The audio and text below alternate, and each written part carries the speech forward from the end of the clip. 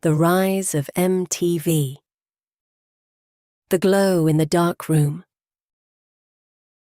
The living room is dark except for one thing. In the corner, on a particle board stand with a shelf below it for the VCR and the cable box, a television set casts its particular light across the room. It is a 19-inch set with a slightly curved screen, the kind that makes the edges of the picture soft and rounds the world into something gentler than it actually is. The light it throws is blue, white, and restless, shifting with whatever is on the screen, brightening during commercials, and dimming during the spaces between. The rest of the room holds its shapes in the half-dark. The couch, upholstered in a pattern that was chosen because it would hide stains. The carpet, deeply textured, the colour of something between brown and rust. The coffee table with its scatter of objects.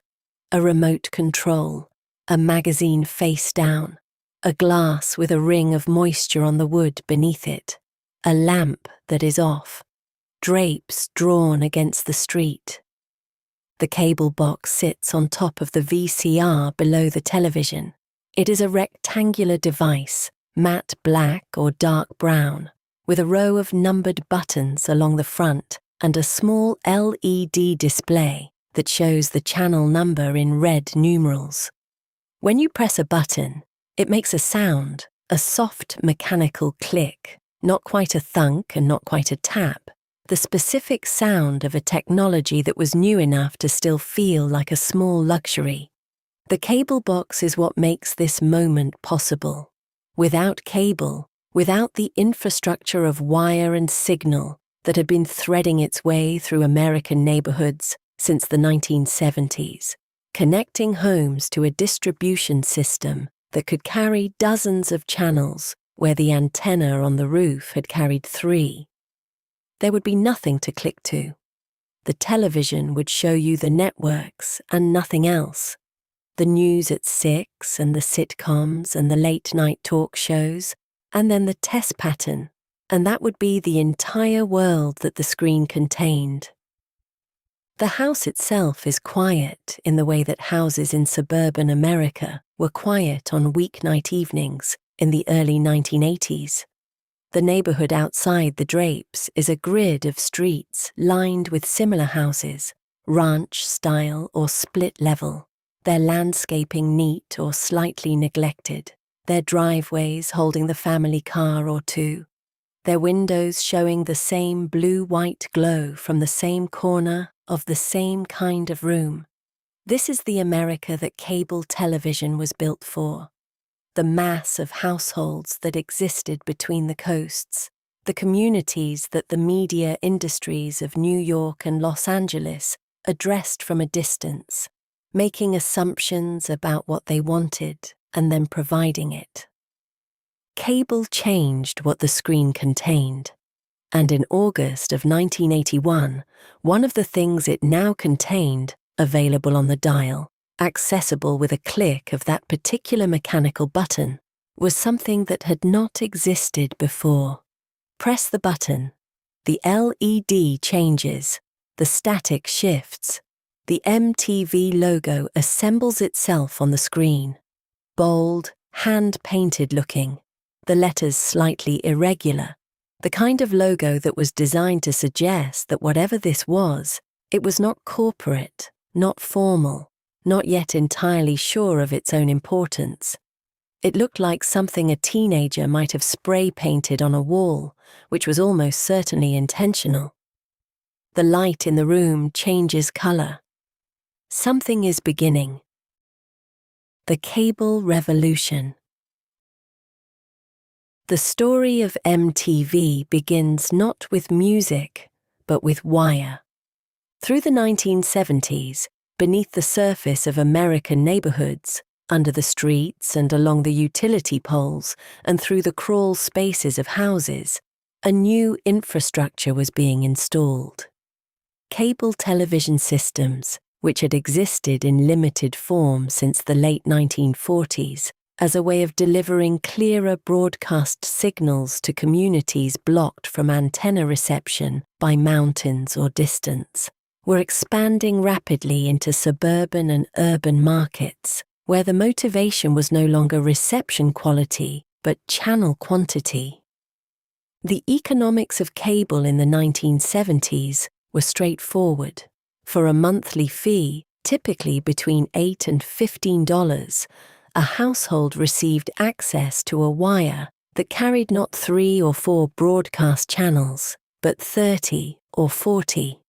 Some of these were the same broadcast networks that the antenna would have delivered, now with cleaner signal.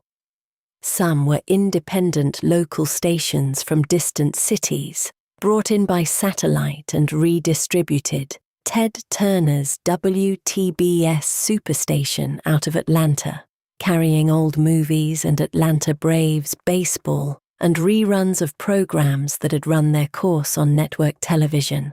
And, for subscribers who paid an additional monthly premium, HBO, home box office, which meant movies, uncut and uninterrupted by commercials, delivered into the home with a directness that felt almost transgressive.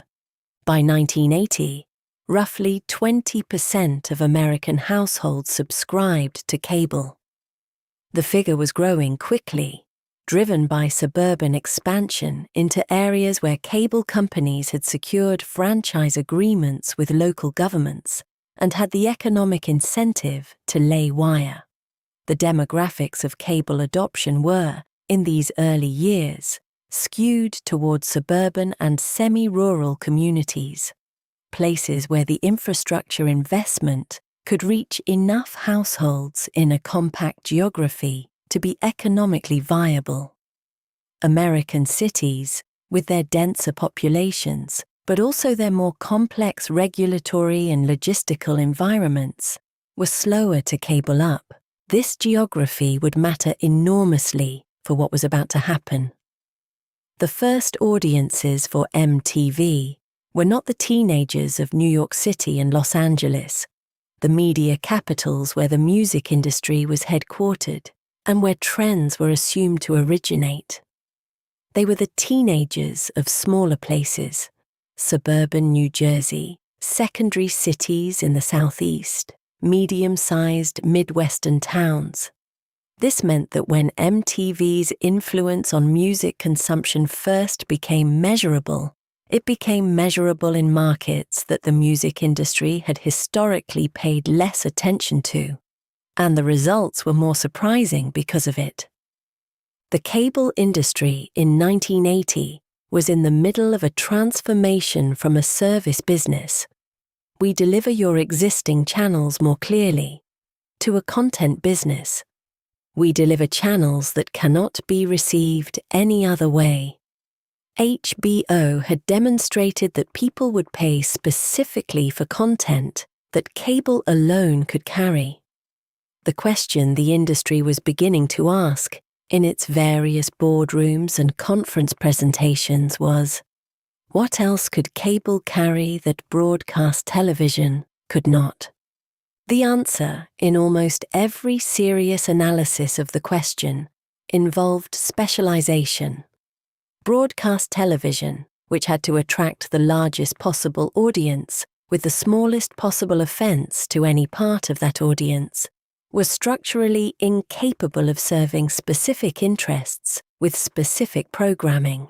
It was organized around the lowest common denominator, not because the people running it were uncreative, but because the economics of advertising-supported broadcast required reaching the maximum number of households simultaneously.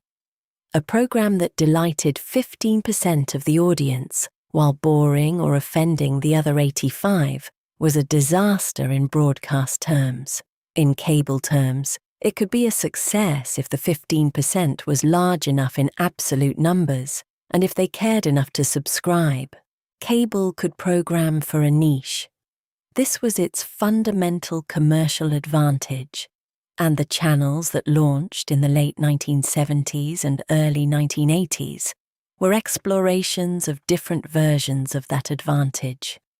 ESPN launched in 1979 as a 24-hour sports channel, an idea that most television industry observers considered dubious at best. The notion that anyone would watch sports programming continuously, that the appetite for sports was sufficient to fill a channel rather than a few hours per week of broadcast time, seemed to underestimate the extent to which sports had been constrained by broadcast's generalist logic, rather than by any limitation in audience demand. ESPN proved within a few years that the demand had always been there, that the generalist structure of broadcast television had been suppressing it rather than reflecting it. People who loved sports wanted more sports than broadcast television had ever given them. They had simply never been offered more sports, and therefore their latent demand had been invisible. CNN launched in 1980 as a 24-hour news channel, drawing similar skepticism. Ted Turner, who owned the channel along with his WTBS superstation, was widely mocked for the idea. News was expensive to produce. Broadcast networks had been doing news for decades and had concluded that the audience for news could be served in a few half-hour programs per day. Turner's premise, that the appetite for news was continuous, that people would watch news programming at all hours if it were available, seemed to his critics like a fundamental misreading of what news audiences actually wanted. CNN's eventual vindication came not through ordinary news coverage, but through crises, moments when the continuous availability of a news channel turned out to be exactly what the audience needed. The 1986 Space Shuttle Challenger disaster, the Gulf War in 1991, and other moments of sustained public attention demonstrated that the continuous news format was not just viable, but sometimes uniquely suited to the pace at which events actually unfolded. People wanted to watch in real time, to stay connected through the duration of something significant, and CNN was the only channel that permitted this. The Nickelodeon network had launched in 1979, targeting children specifically. CBN, the Christian Broadcasting Network, later renamed the Family Channel, offered religious and family programming to an audience that the network served only imperfectly. The Weather Channel, launched in 1982, offered exactly what its name described, continuously, on the premise that enough people wanted to know the weather at any hour of the day to justify a dedicated channel.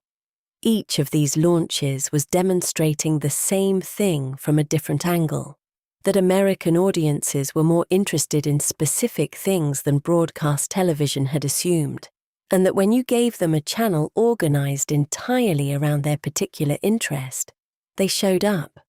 The music industry, watching this development through the late 1970s, contained people who were arriving independently at a similar argument about their own audience.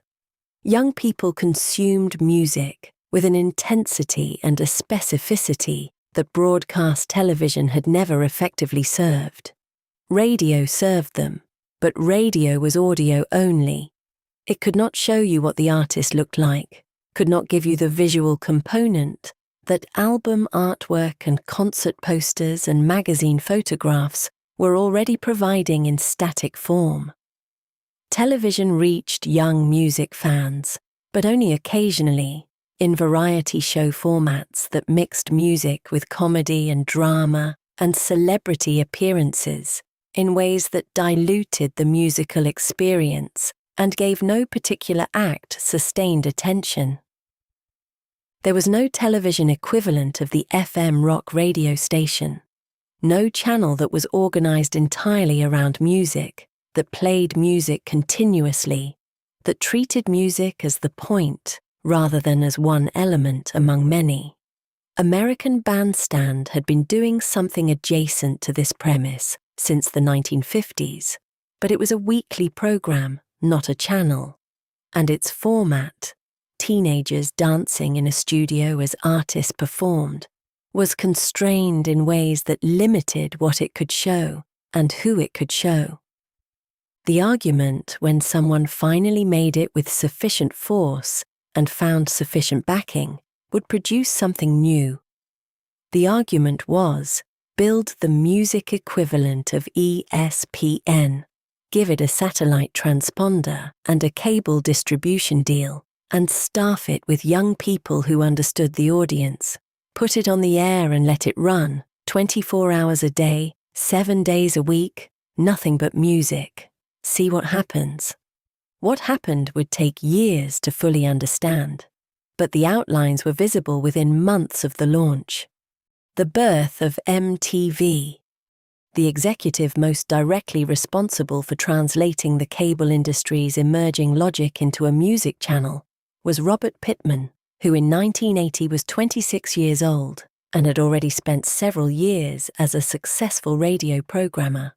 Pittman had worked in album-oriented rock radio formats, a programming approach developed in the late 1960s that organized station identities around specific musical tastes, rather than the top 40 eclecticism that had previously dominated commercial radio. Album-oriented rock had been enormously successful in building loyal audiences around specific sounds and artists, and Pittman had learned from it a principle that would underlie everything he did with MTV. That audiences defined by intense interest in specific music were commercially powerful, and that the medium that served them most completely would capture their loyalty. Radio served this audience, but it was audio only. Pittman had been thinking about what a visual equivalent might look like, a channel organized around music rather than around any of the other categories that broadcast television had organized itself around. The concept he arrived at was disarmingly simple: 24 hours a day, every day, nothing but music videos. Not a program that featured music videos, not a variety show with musical guests. A channel. The entire channel. Nothing else. The company that would build this channel was Warner Amex Satellite Entertainment, formed through a joint venture between Warner Communications and American Express. Warner had deep investments across the music, film, and cable industries. It was one of the major record labels, one of the major film studios, and one of the significant players in the emerging cable landscape. American Express had the capital that creative ambitions require. Together they gave Pittman and his team a budget, a satellite transponder, and a launch date. The team they assembled was young and had the specific energy of people who understood they were attempting something without precedent. There were no established templates for a continuous music video channel, because no such channel had ever existed anywhere in the world in quite this form. The decisions they made, about the look of the channel, about the personalities who would present its content, about the way it would brand and position itself relative to the existing media landscape, were made in the relative absence of precedent, which meant they were made on instinct and argument, and the occasional educated guess. One of the most significant early decisions was about tone.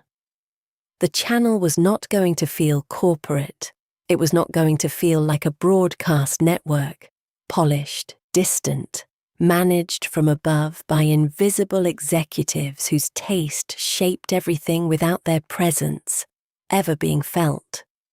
It was going to feel like it had been built by young people, for young people, like the people who worked there were the same people who were watching, like the enthusiasm was real rather than performed. This was, of course, itself a managed impression. Warner Amex was a large corporation with financial interests to protect, but the management of the impression was sophisticated, and it worked. The launch date was August 1st, 1981. The time was 12:01 in the morning. The markets where the signal would be received were mostly in the suburban Northeast, systems in New Jersey, in parts of New York State outside the city, in smaller markets in the South and Midwest where cable infrastructure had been laid and where the local systems had agreed to carry the new channel. New York City itself was not among them. Neither was Los Angeles. The two capitals of the American entertainment industry watched the launch of what would become one of the most influential entertainment entities of the decade from the outside, unable to tune in. The first image that MTV broadcast was the moon, rendered in bold graphic lines, with an astronaut planting a flag that bore not the American flag, but the letter M. The first words, spoken in a voice that was deliberately flat, almost amused by its own historic significance. Ladies and gentlemen, rock and roll. The first video was Video Killed the Radio Star by the Buggles, a British duo whose 1979 single had been a hit in the United Kingdom and several European markets and had barely registered in the United States. The choice was intentional and layered. The song was a meditation on displacement, on the way one medium gives way to another, on the radio star undone by the arrival of the image. It was wistful rather than triumphant as an opening statement, and its wistfulness was appropriate. Whatever was beginning here, something else was ending. The song was also, incidentally, an entirely appropriate piece of music for a channel built on the premise that the image could carry the music further than the sound alone. The 5 video jockeys who launched the channel had been selected through a process that was looking for something specific and difficult to define. They were not to be television presenters in the established sense. The smooth, professional, somewhat remote figures who inhabited network television and who projected an implicit authority derived from their evident connection to the institutional structures behind them. They were to be, as nearly as possible, music fans who happened to be on television, people whose enthusiasm for the music was credible because it was real, whose slightly informal quality in front of the camera was a feature rather than a flaw. Martha Quinn was 22 years old when MTV launched, and her warmth communicated itself through the screen with an immediacy that owed nothing to broadcast training. She was genuinely enthusiastic in a way that was impossible to fake at that sustained level, about the videos, about the artists, about the channel itself. She was the friend who happened to know every video and who couldn't wait to tell you about the next one. Alan Hunter from Alabama brought a southern ease and a slightly self-deprecating humor to his segments. He was comfortable not being the coolest person in the room, which made him paradoxically more likable to an audience that was also not the coolest person in any given room. J.J. Jackson had a background in radio that distinguished him from the others. He was older, more authoritative in his musical knowledge, able to speak about an artist's recording history or a song's influences with the depth and fluency of someone who had been paying close attention to the music industry for years. His presence on the channel gave it a layer of credibility with listeners who cared about music rather than simply as image. Nina Blackwood's platinum hair and leather aesthetic represented the rock and roll credential the channel needed to establish with its core audience.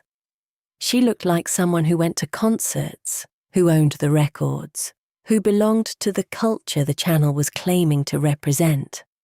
Her presence was a visual argument that MTV was not simply a corporate product aimed at youth, but something connected to the actual world of rock and roll.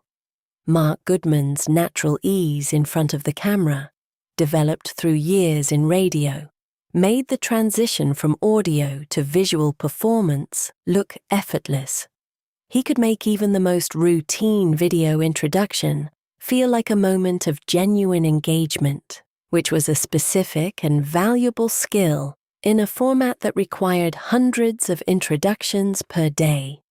Together, these 5 created the template for what a VJ was, a human presence that connected the continuous stream of videos to a recognizable personality that made the channel feel inhabited rather than automated, that gave the viewer a relationship to orient around. The set they inhabited was designed to feel like a very cool apartment rather than a television studio. Exposed brick walls, furniture arranged in groupings that suggested a domestic rather than a broadcast space. Television monitors everywhere, stacked in groupings, mounted on walls, arranged so that wherever the camera pointed, you could see the channel you were watching playing in the background of the channel you were watching. The suggestion was of a space where music was lived rather than broadcast, where the VJs existed inside the world they were presenting. The library of videos available to fill 24 hours was thin. The concept of a promotional music video, a short film made specifically to accompany a song and sent to broadcasters as a marketing tool, was well established in the United Kingdom and Australia, where television programs had built formats around music and visual presentation for years. In America, it was still a relatively minor practice. Some artists had videos, many did not. In the early weeks and months, MTV rotated its available content with a frequency that regular viewers quickly noticed. The same videos appeared multiple times per day. If you watched for 3 hours in the afternoon, you might see a particular video twice. This could have been fatal to the channel's credibility. It was not for a reason that was simple but easy to underestimate. The viewers who were watching MTV in those first months were people for whom the concept of a dedicated music channel was itself compelling enough to sustain interest, even through repeated viewings.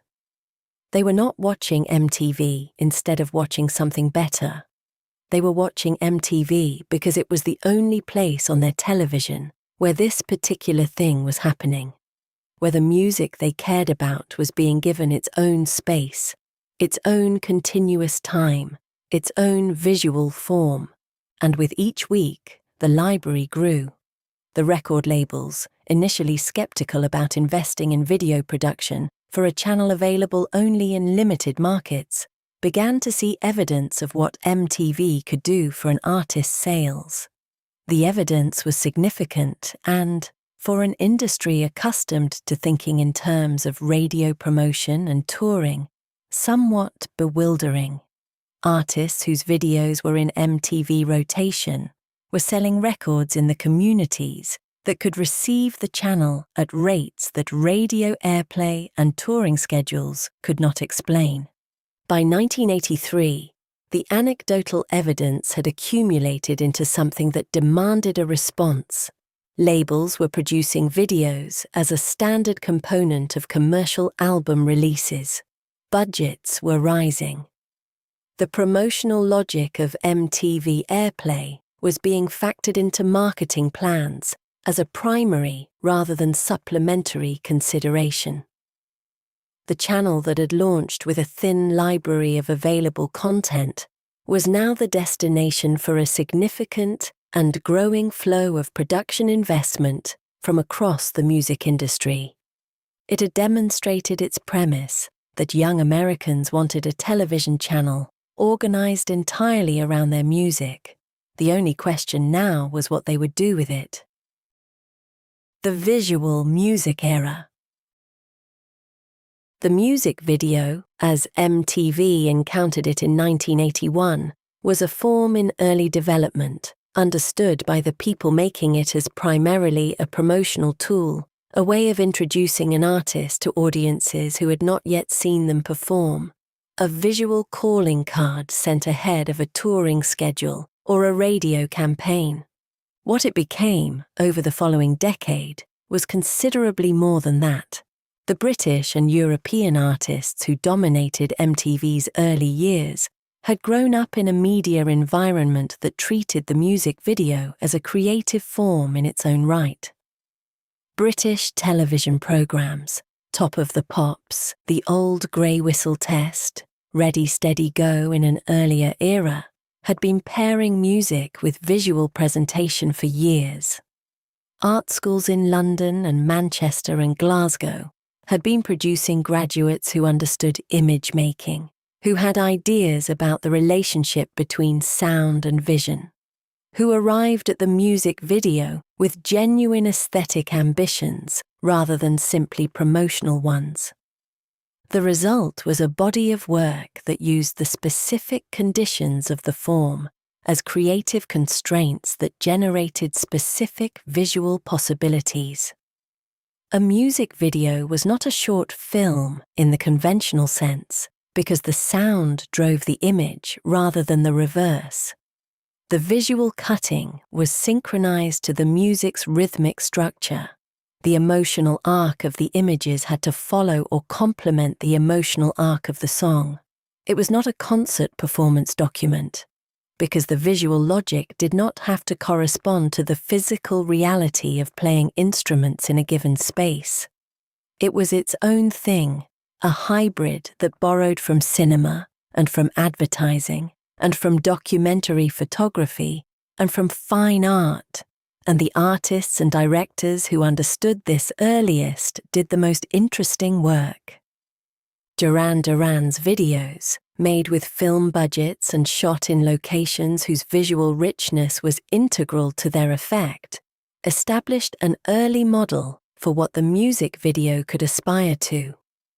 The band's label understood that investment in high-quality video production was justified by the channel exposure it would generate, and the videos for Hungry Like the Wolf and Rio and Save a Prayer were produced with the production values of commercial cinema. The exotic locations, Sri Lanka, Antigua, the Côte d'Azur, were not incidental decoration but essential to the visual argument, which was about glamour and desire and the specific, slightly unreal quality of the world that the music was conjuring. Duran Duran also understood, better than almost any other act of their moment, the relationship between video performance and fan devotion. The 5 members, Simon Le Bon, Nick Rhodes, John Taylor, Andy Taylor, Roger Taylor, were beautiful in a specific, theatrical way that the camera loved and that the channel amplified. Their videos were not just promotional films. They were objects of sustained attention for a devoted audience that watched them repeatedly, studied the details, formed attachments to specific members that were intense and specific, and that MTV's continuous rotation actively sustained. The channel played Duran Duran's videos. The videos kept audiences watching the channel. The channel played more Duran Duran. The distinction between a performance video and a concept video emerged as one of the fundamental formal choices a director working in the medium had to navigate. A performance video placed the artist in a setting, sometimes a stage, sometimes an abstract environment designed to complement the music's mood, sometimes a location chosen for its visual resonance with the song's subject, and filmed them playing and singing. The appeal was direct and immediate. You wanted to see the band. Here they were, doing what they did. The connection between the performance and the song was literal and uncomplicated. The Police made some of the era's most effective performance videos on this principle. Sting's face in close-up, held by the camera for extended periods rather than cut away from, allowing the emotional content of the songs to register with a directness that more elaborate productions sometimes worked against. The concept video built a narrative or a visual world around the song, treating the music as a soundtrack to an invented scenario rather than as the thing being documented. At its best, the concept video created a visual argument about the song, an interpretation that expanded what the music meant or revealed a dimension of it that the sound alone did not contain. At its worst, it was an elaborate distraction from music that would have been better served by the simplest possible presentation. The most significant videos of the early MTV era often worked in both registers simultaneously, grounding fantastical visual worlds in the physical presence and performance energy of the artists. a-ha's Take On Me combined rotoscoped animation with live action in a narrative about a woman pulled into a comic book world, using the formal contrast between the drawn and the real to literalize the song's romantic fantasy. The video's technical virtuosity, the rotoscoping was painstaking work that required months of frame-by-frame drawing, gave it a quality of genuine achievement that viewers could sense even without knowing the technical details. David Bowie's transition into the MTV era was seamless because he had spent a decade and a half thinking carefully about exactly the problem that MTV was organized around: how to present music visually, how to construct a relationship between a performance identity and a public image, how to use the visual medium to extend the meaning of the musical one. His videos for Let's Dance, China Girl, and Modern Love were made with a confidence and a visual authority that reflected someone who had been working on this specific problem for years. He brought to the form an understanding of persona as performance, of the musician as a constructed, rather than simply a found identity, that made his videos feel like installments in an ongoing artistic argument rather than promotional materials. The visual presentation of artists became, in the MTV context, inseparable from the music itself. This had always been true in a limited sense. The image on the album cover, the photograph in the liner notes, the appearance on a television variety show. But MTV made it true continuously, in motion, available for repeat viewing, subject to the same kind of sustained attention that had previously been reserved for the music itself. The visual identity of an artist in MTV's heavy rotation was as familiar to regular viewers as the sound of the music. You knew how they moved, not just how they sounded. Fashion responded. The clothes that appeared in videos were discussed, analyzed, copied.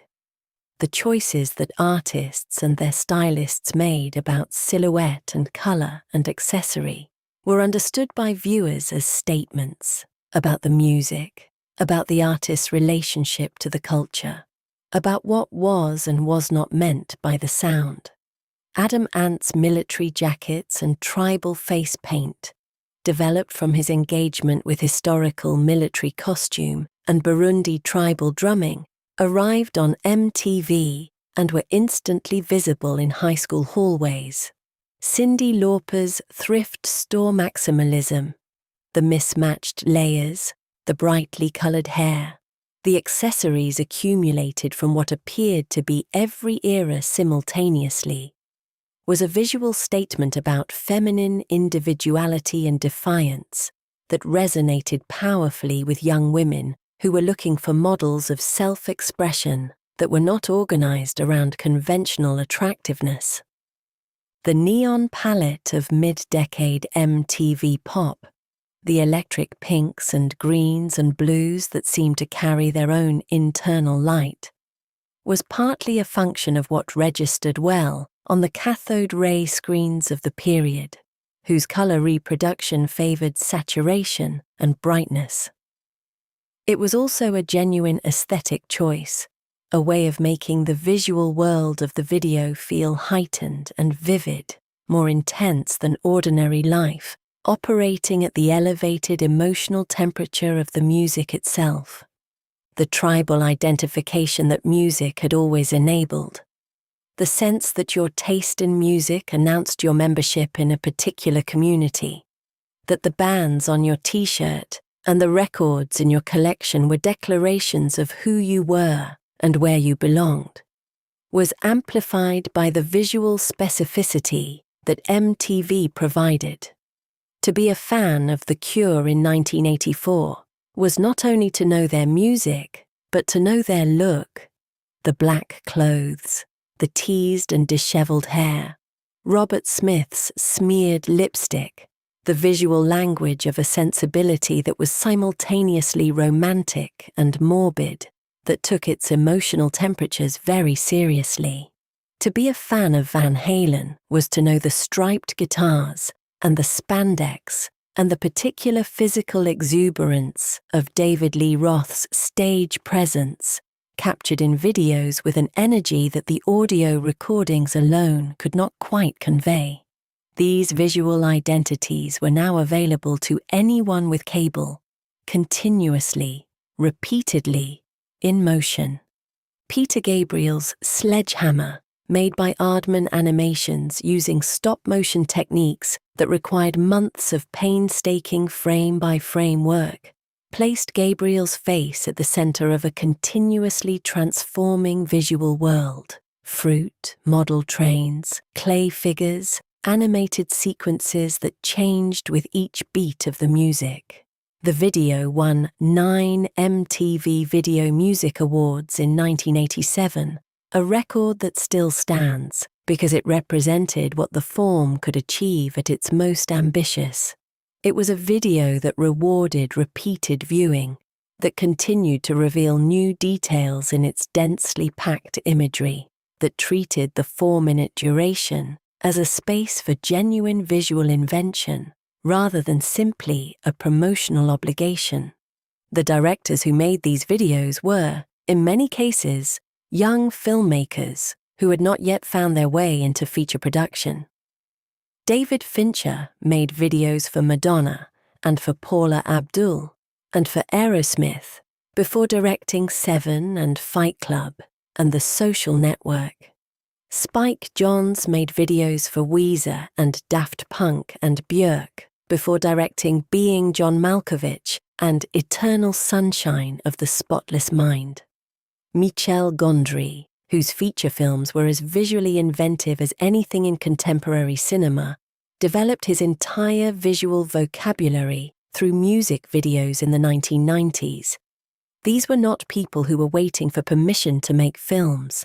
They were making films, 4-minute films, constrained by the structure of a song, operating with budgets that were large by video standards, but modest by feature standards, doing extraordinary work within those constraints. Race and access, the whitewashing of the airwaves. To understand what MTV looked like in its first 2 years of operation, and to understand why that picture matters, it helps to understand what American radio looked like in 1981, because MTV inherited its racial logic directly from the radio industry that preceded it. American radio in 1981 was organized around formats, and those formats were, in practice if not in explicit statement, organized around race. There was rock radio, which played rock and roll, a genre with deep roots in Black American music, which had been developed by Black musicians through blues and rhythm and blues, and which had then been taken up, amplified, and made enormously commercially successful by white artists in the 1950s and 1960s. By 1981, rock radio's audience was understood to be overwhelmingly white. Its artists were overwhelmingly white, and its relationship to the Black musical traditions it had drawn from was historical rather than contemporary. There was R&B radio, rhythm and blues radio, which played the black artists who were making music in the soul and funk and emerging electronic traditions. There was urban contemporary radio, which played a mix of R&B, funk, disco, and the early sounds that would become hip-hop. These formats served black audiences, and the music industry organized its promotional and commercial infrastructure around the assumption that these audiences were separate from the rock audience and needed to be reached through different channels. This racial geography of American radio had been built and maintained across decades. It had begun as formal segregation, race records marketed explicitly to black audiences, hillbilly records for white ones, and had evolved into a system of informal but effective segregation maintained through format categories and programming decisions that no individual station owner had to explicitly defend as racial policy, because each individual decision could always be explained in terms of audience demographics, format consistency, commercial radio logic. MTV launched into this geography and reproduced it. The channel was described as a rock channel. Rock was a white format. Therefore, with limited and largely incidental exceptions, the channel played white artists. The logic was circular and self-reinforcing. The channel played rock. Rock was white. Black artists were not rock artists. Therefore, the channel played white artists. The artists who were not played, and their labels and their audiences, understood what was happening. The language of format and demographic that the channel's executives deployed was not unfamiliar. It was the same language that radio programmers had been using for decades to maintain the same separation. The argument that MTV was simply serving its audience, that it was responding to market demand rather than creating it, was an argument that had been made many times before about many media institutions, and it had the same partial truth and the same fundamental dishonesty that it had always had. To understand the depth of the problem, and to understand why the Thriller breakthrough, as significant as it was, did not immediately resolve it, requires understanding how thoroughly the racial geography of American popular music had been institutionalized by 1981.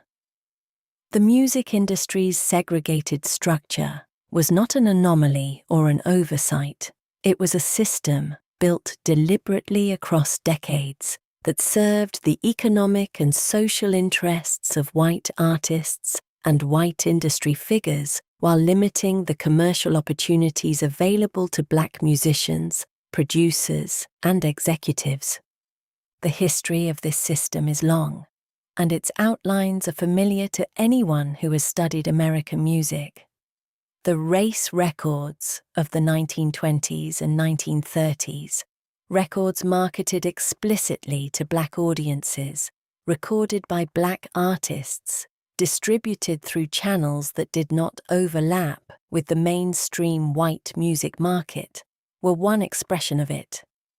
The systematic appropriation of black musical forms by white artists who had access to mainstream commercial infrastructure was another.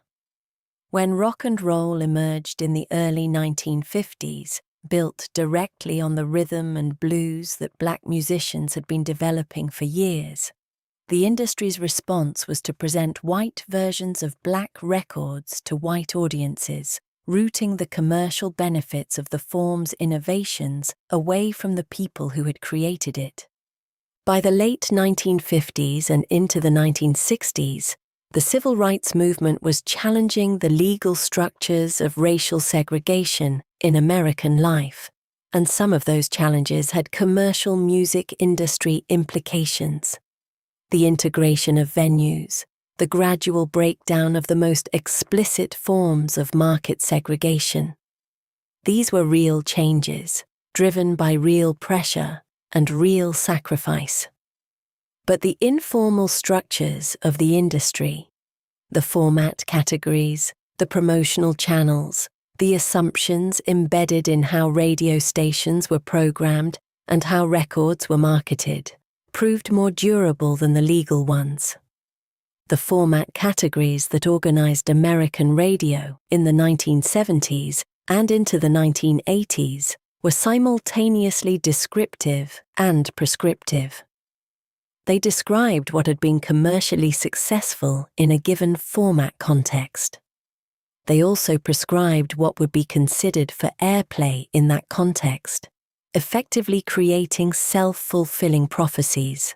Rock radio played rock because rock radio played rock, and the logic was circular and self-reinforcing at every level of the system. The people working within this system did not generally understand themselves as racial segregationists. They understood themselves as professionals making commercial decisions on the basis of audience demographics and format consistency. The racial outcomes of their decisions were, from their perspective, incidental to the commercial logic that drove them. This understanding was itself a product of the system. The ability to experience the system's racial outcomes as incidental rather than central was a privilege that white industry professionals enjoyed and that black ones did not. When MTV arrived in 1981, it arrived into this fully formed system and adopted its logic without question or examination. The channel was a rock channel. Rock was white. Therefore, the channel was white. The circularity was the same circularity that had organized radio for decades. The people who built the channel were not, in most cases, operating from explicit racial animus. They were operating from the received commercial wisdom of an industry that had produced racially segregated formats as a matter of course for as long as any of them had been working in it. This context matters because it shapes how we understand what changed and what didn't change when Thriller forced MTV's hand in early 1983. What changed was the channel's programming. Specific black artists began to receive airplay in the main rotation, and Yo! MTV Raps eventually created a dedicated platform for hip-hop. What did not change, at least not as a direct result of the Thriller moment, was the underlying structure of the music industry's racial geography. That structure continued to shape which artists received major label investment, which artists received mainstream promotional resources, and which artists were positioned to benefit from MTV's platform in the first place. The artists who broke through, Michael Jackson, Prince, Whitney Houston, Janet Jackson, Tina Turner, Lionel Richie, were artists who had navigated the existing system successfully enough to be positioned for mainstream crossover. Their success was their own, the result of extraordinary talent, years of work, and creative decisions that proved to be exactly right for the moment. But their ability to reach the MTV audience also depended on having the label support and the production resources that the industry's mainstream had made available to them, partly because of their previous commercial success and partly because they had crossed enough demographic lines already to be perceived as commercial risks worth taking. The artists who did not have that positioning, the countless black musicians making extraordinary music in genres that the format system had categorized as non-mainstream, were less likely to benefit from MTV's opening. The structural conditions that had produced the channel's original racial exclusions continued to shape who could access the platform and who could not. The partial truth was that MTV's initial audience was indeed predominantly white and suburban, and that this audience's musical preferences had been shaped by the radio environment they had grown up with, which was predominantly rock radio, which was predominantly white. The fundamental dishonesty was the implication that this demographic profile was natural rather than constructed, that it represented some authentic expression of audience preference rather than the accumulated effect of decades of racial segregation in the music industry and in American culture more broadly. There were people inside MTV who understood this and argued against the programming decisions. There were people in the music industry who made the argument externally, sometimes diplomatically and sometimes not. Black artists and their representatives had every reason to be frustrated. They were being excluded from the most important new music platform since the invention of commercial radio, and the exclusion was being defended with the same arguments that had been used to exclude them from mainstream radio, from mainstream venues, from the commercial mainstream of American entertainment for as long as that mainstream had existed. The specific encounter that changed the channel's programming was not a moral argument winning out over a commercial one. It was a commercial argument winning out over a slightly different commercial argument. In November 1982, CBS Records released an album by Michael Jackson. The album was called Thriller, and by February or March of 1983, within 4 months of its release, it was clear that it was not an ordinary commercial success. It was a phenomenon, a record that was selling across every demographic line that the music industry had constructed, reaching audiences simultaneously that were segregated from each other in virtually every other context of their commercial musical lives. The singles were extraordinary. Wanna Be Startin' Somethin', The Girl Is Mine with Paul McCartney, Thriller, Beat It, Billie Jean, Human Nature, PYT, Pretty Young Thing. 7 singles from a single album, each one hitting the top 10. The record was selling to black audiences and white audiences, and pop audiences and rock audiences and audiences who did not normally buy records at all. It was the kind of crossover success that the music industry dreamed about and that occurred, genuinely, only rarely. And MTV was not playing Michael Jackson's videos. The explanation offered by the channel was the same one it had offered for its general absence of black artists. Jackson made R&B, and MTV was a rock channel, and those were different things. This explanation was, by 1983, wearing extremely thin. Beat It featured Eddie Van Halen playing a guitar solo. It was, by any reasonable definition of rock music, a rock song. MTV still declined to play it. Walter Yetnikoff had built his reputation at CBS Records over 20 years through an approach to the music business that could be charitably described as aggressive and less charitably described in terms not suitable for all audiences. He was not a person who processed refusals quietly. When MTV declined to add Jackson's videos to its rotation, Yetnikoff made a calculation that was entirely commercial in its logic. The channel needed CBS's catalogue more than CBS needed the channel.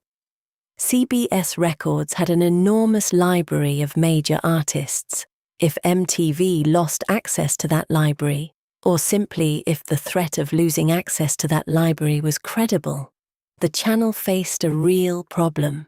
The threat was made, reportedly with considerable directness, and in language that Yetnikoff himself would later describe with evident satisfaction. The videos went into rotation in March 1983. Billie Jean entered MTV's rotation, and the response was immediate and specific. Ratings increased measurably. phone calls to the channel's viewer line spiked. The kinds of numbers that a programming director looks at to evaluate a video's performance showed clearly that Billie Jean was performing not merely adequately, but exceptionally. That the audience that MTV had assembled wanted to see this video, and that the audience that MTV had not yet assembled, the one that was not currently watching, would watch in order to see this video. The video itself was relatively contained in its visual approach by the standards of what was coming. Jackson moved through a dark urban landscape, a city street at night, and the tiles in the pavement lit up wherever he stepped. The lighting was dramatic, pools of coloured light in the urban dark, but the production was modest compared to the elaborate location shoots of the British new wave bands that dominated MTV's rotation at the time. What the video had was Jackson himself, his physical presence, his movement, the way his body expressed the music's rhythmic precision with a fluency that was unlike anything else in MTV's catalogue. The response to Billie Jean had barely registered before Beat It followed it into rotation, and the response to Beat It exceeded even the response to Billie Jean. The song had crossed over to rock radio. Its Eddie Van Halen guitar solo had made it playable in a format that would not have touched Jackson's earlier work. On MTV, the video's performance was unambiguous. The channel was learning in real time that its assumptions about its audience's preferences had been wrong, or, more precisely, that its assumptions about what its audience would watch had been limited by the range of what the channel had been offering. But Billie Jean and Beat It were preparation. They were preamble.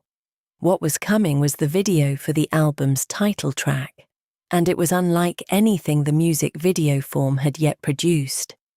The Thriller video was announced as an event before its existence was fully known. Details about it had been leaking into the music press for months. It was going to be long, 14 minutes, an unprecedented length for a music video. It had been directed by John Landis, who had made An American Werewolf in London and National Lampoon's Animal House and The Blues Brothers, a director with genuine Hollywood credentials and a specific expertise in horror and comedy that was exactly relevant to what the video was attempting. There would be elaborate makeup effects, the work of Rick Baker, who had won an Academy Award for his transformation effects on An American Werewolf in London. There would be choreography on a scale that music videos had not attempted. MTV broadcast the premiere on December 2nd, 1983, as a scheduled event with promotional lead-up, not simply adding it to rotation, but treating it as a broadcast occasion. The audience that watched the premiere was the largest that MTV had attracted to that point for a single program. What they saw was a short film. It opened with a scene of Jackson and a young woman on a date, in a movie theatre context that established an affectionate, slightly awkward romantic scenario. Then a horror film within the film. Jackson transforming into a werewolf-like creature, the transformation accomplished through Baker's makeup effects with a precision and completeness that looked, on television, genuinely cinematic.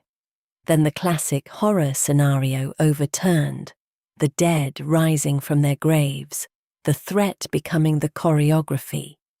As Jackson joined the undead in the sequence that became one of the most imitated performance moments in popular culture history. The choreography, arranged by Michael Peters, was precise and fluid at the same time, technically demanding and visually thrilling, built on the kind of collective physical synchronization that crowds of bodies can achieve when they are trained together over weeks.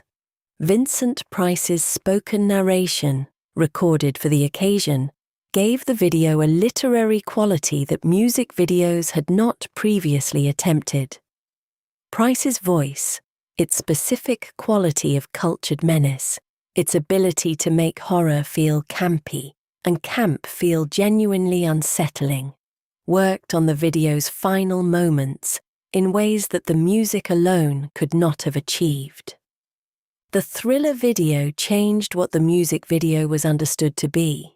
It established that the form could accommodate genuine cinematic ambition, that it was not constrained by the conventions of performance documentation or simple narrative or 3 to 5 minute duration. It also demonstrated, with numbers that the music industry tracked carefully and could not dismiss, that Black artists could drive ratings, album sales, and cultural conversation at MTV in ways that made their absence from the channel not just morally questionable, but commercially irrational. The immediate commercial effects were documented in ways that established the scale of what MTV was capable of. Thriller, the album, had already been selling in extraordinary numbers. Before Thriller, the video premiered. In the weeks and months after the premiere, sales increased further. The album's singles continued to cycle into heavy rotation on MTV, and each one performed. The channel's ratings in the periods when Jackson's videos played were among the highest in its history to that point. The argument that MTV was a rock channel and that Black artists were not appropriate to its format had been visible as a rationalization rather than a reason before Thriller. After Thriller, it was simply unsustainable. Not because the moral argument had won, though the moral argument was correct, but because the commercial argument had become overwhelming. The channel was leaving audience and revenue on the table by maintaining a racial restriction that the Thriller premiere had demonstrated was unjustified by any honest accounting of audience preference. The change that followed was real but incomplete and gradual. The opening of MTV's rotation to Black artists was not a transformation that happened all at once in December 1983 and January 1984. It was a process that continued across years, driven by commercial pressure rather than by any institutional commitment to racial equity, and it produced an expanded but still limited and uneven representation. Prince, whose relationship with MTV had been complicated by the channel's early policies, found an entry point that was characteristically oblique. His 1984 film, Purple Rain, and its accompanying soundtrack were commercial events of a scale that made the channel's resistance to his videos impossible to sustain. The film was not just a music vehicle, but a genuine cinema release, and its success across demographic lines was comparable to what Thriller, the album, had achieved the year before. The videos from the Purple Rain soundtrack, When Doves Cry, which reached #1 on the pop charts and stayed there for 5 weeks, Let's Go Crazy, Purple Rain, entered MTV's rotation with the momentum of an artist whose cultural significance had become too large to root around. Whitney Houston's entry into MTV's programming came through a combination of commercial scale and a visual presentation that was designed to be unambiguous about its crossover intentions.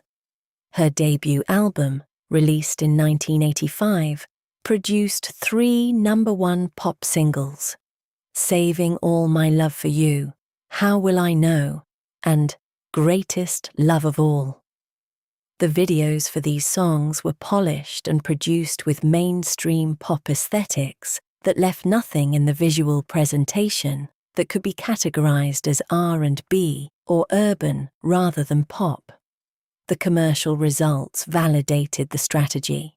and Houston's consistent presence in MTV's rotation across the mid-1980s helped establish Black female artists as a regular part of the channel's visual landscape. Lionel Richie's Hello video, in which he played a music teacher in love with a blind student who creates a clay sculpture of his face, was a piece of work that occupied a strange cultural position.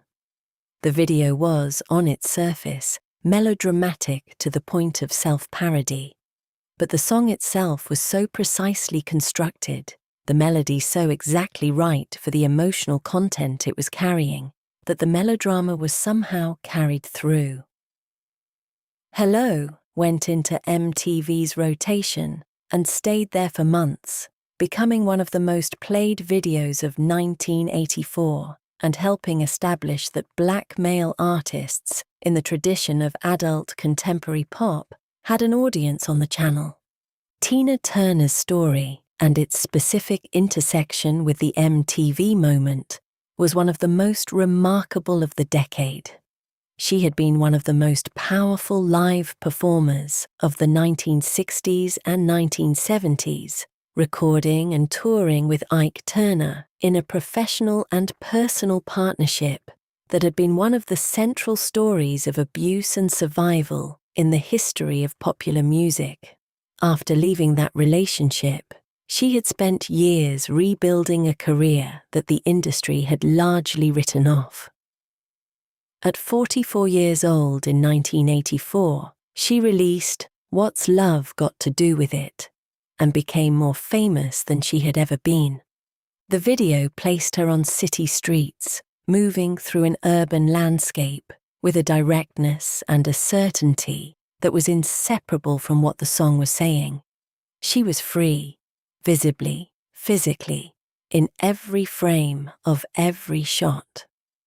The visual argument was as clear as the lyrical one, and MTV played it as the standard it deserved to be treated as. Turner's success through MTV, at an age and stage of career when the industry's standard logic would have declared her finished, was one of the period's most eloquent demonstrations of what the channel could do when it functioned as a platform rather than a filter. Janet Jackson's emergence as a major MTV presence came through Control in 1986, an album that was deliberately constructed as a declaration of independence. From the Jackson family, from the industry structures that had managed her career, from the image of the shy and modest younger sister of the world's most famous entertainer. Produced by Jimmy Jam and Terry Lewis, who had developed their production style through years of work on the Minneapolis scene. Control was a commercial and aesthetic breakthrough that introduced a new template for how a young Black woman could present herself in popular music. The choreography in the videos was precise and demanding and original. The visual presentation was confident and specific in ways that established Jackson as an artist with her own complete vision rather than a family appendage. Run DMC's navigation of the MTV landscape in the mid-1980s worked through a specific strategy: the explicit combination of hip-hop with rock. Their 1986 collaboration with Aerosmith on a new recording of Walk This Way, the latter a band that had been struggling commercially for several years, was the most successful execution of this strategy. The video was literal about its metaphor. The two groups in adjacent rooms, separated by a wall, each performing their version of the song, until the wall was literally broken through. The commercial performance of the single, number 4 on the pop charts, MTV rotation, and a revival of Aerosmith's commercial fortunes that would sustain them for the next decade, demonstrated the viability of hip-hop crossover in a format context that had been closed to the genre. Yo! MTV Raps, which launched in August 1988, was the culmination of the pressure that had been building since 1981. The show was the first nationally distributed television program specifically dedicated to hip-hop music and culture. It aired on weekends initially, then generated a daily version, and it was immediately among MTV's highest-rated programming. Hosted by Fab Five Fred Brathwaite, a New York artist and scenester who had been part of the downtown New York art world and hip-hop world simultaneously since the late 1970s. The show had a curatorial credibility with its subject that the channel's general programming could not have claimed for itself. Fab Five. Freddie knew the artists, knew the culture, knew the history, and brought to his hosting a specific and earned authority that was the opposite of the outsider enthusiasm that sometimes characterized mainstream media's engagement with hip-hop. Ed Lover and Dr. Dre became the faces of the daily version of the show, bringing a comedic and celebratory energy to the hosting that made the program feel like a party rather than a presentation. Their chemistry, expansive, self-aware, deeply familiar with the music and its culture, was the kind of television presence that cannot be engineered from outside. They understood the audience because they were the audience, and the audience felt this. The importance of Yo! MTV Raps extended far beyond its ratings. Hip-hop in 1988 was still primarily understood as a New York phenomenon, with significant secondary scenes in Los Angeles, Philadelphia, and a few other cities, but without the genuinely national reach that it would develop across the following decade. The show brought hip-hop into living rooms and bedrooms in parts of the country, suburban and rural areas, the Midwest and the South and the Mountain West. Where the music had been essentially inaccessible, teenagers in Iowa and Montana and Georgia were seeing NWA and Big Daddy Kane and Public Enemy and LL Cool J on their television screens, and developing relationships with the music and the culture that no local infrastructure could have facilitated. Public Enemy's presence on Yo! MTV Raps was particularly significant. Chuck D's stated ambition for rap music, that it could serve as the Black CNN, delivering news and perspective to communities that mainstream media was not serving, found an unexpected vehicle in a cable channel that had originally been built to serve white suburban rock fans. The group's confrontational production style, its densely layered sonic collages of samples and noise, its explicitly political lyrical content dealing with Black American experience, police violence, the failures of American institutions. None of this was the kind of content that MTV's management in 1985 or 1986 would have anticipated or welcomed. But by 1988, the commercial argument for programming Black artists had been settled by 3 years of demonstrable ratings and sales, and Yo! MTV Raps was the fullest expression of what that settlement produced. The decade ended with hip-hop having moved from essentially zero representation on MTV to being one of the channel's primary programming assets. The artists who would dominate the 1990s, Snoop Dogg, Dr. Dre, Tupac Shakur, the notorious B.I.G., Jay-Z, Nas, were developing their careers in a landscape where Yo! MTV Raps had established the infrastructure for their reception, and where the racial politics of MTV's earlier years had been, if not resolved, then at least sufficiently disrupted to allow Black artists to compete for the channel's attention on something closer to equal terms. The legacy of this history is complicated and does not simplify neatly, The argument that MTV was a rock channel and therefore white was always a rationalization. The music industry's racial geography in 1981 was not a natural feature of American culture, but the accumulated product of deliberate choices made over decades, choices that served the economic and social interests of white artists and white industry figures at the expense of black ones. MTV reproduced that geography and defended its reproduction with the standard logic. Commercial pressure, not moral argument, changed the channel's programming. This is not a comfortable story, and it does not become more comfortable by being told accurately.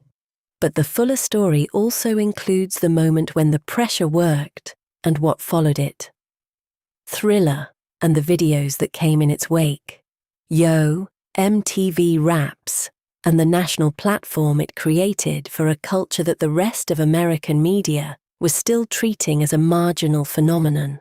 The careers that the channel built and the audiences it connected. These are real, and they are part of the same story. Cultural dominance. By the mid-1980s, MTV was no longer simply a cable channel. It was a cultural institution, a force that shaped the music industry, the fashion industry, the entertainment industry, and the broader landscape of American youth culture, in ways that had not been anticipated when the channel launched in 1981, with an uncertain library of videos and a handful of young VJs in an apartment-like studio. The mechanism of the channel's influence on the music industry was direct and measurable. A video in heavy rotation on MTV, played multiple times per day, present in the schedule consistently over weeks and months, could drive album sales in ways that exceeded the combined effect of radio airplay and touring. Record labels that had initially been skeptical about investing in video production as a promotional strategy became, by 1983 and 1984, essentially compelled to produce videos for any artist they intended to develop commercially. The video budget became a standard line item in album marketing plans, growing steadily through the decade, until major label videos in the late 1980s and early 1990s routinely cost $1 million or more. The artists who understood MTV's visual logic and invested in it accordingly were rewarded with something that the music industry had always sought, but rarely been able to manufacture: simultaneous national presence. An artist in MTV's heavy rotation was known, face and name and sound and visual identity, to teenagers in markets where neither radio play nor touring had reached them. The channel had created a genuinely national platform for popular music in a country where, prior to MTV, music had spread through a patchwork of regional radio markets, each with its own gatekeepers and its own preferences. The stories that circulated through the music industry in the mid-1980s about the specific power of MTV airplay had the quality of legend, but their essential structure was consistent enough to indicate a real phenomenon. A band arriving to play a city where it had never performed before, expecting a modest crowd, finding instead a capacity audience who knew every lyric of every album track. This happened because MTV had been playing their videos, had made the band's music and face and visual identity familiar in markets where nothing else about the band's promotional efforts had penetrated. The geographic reach of the channel into suburban and rural markets that touring schedules and regional radio often underserved turned out to be one of its most commercially significant features.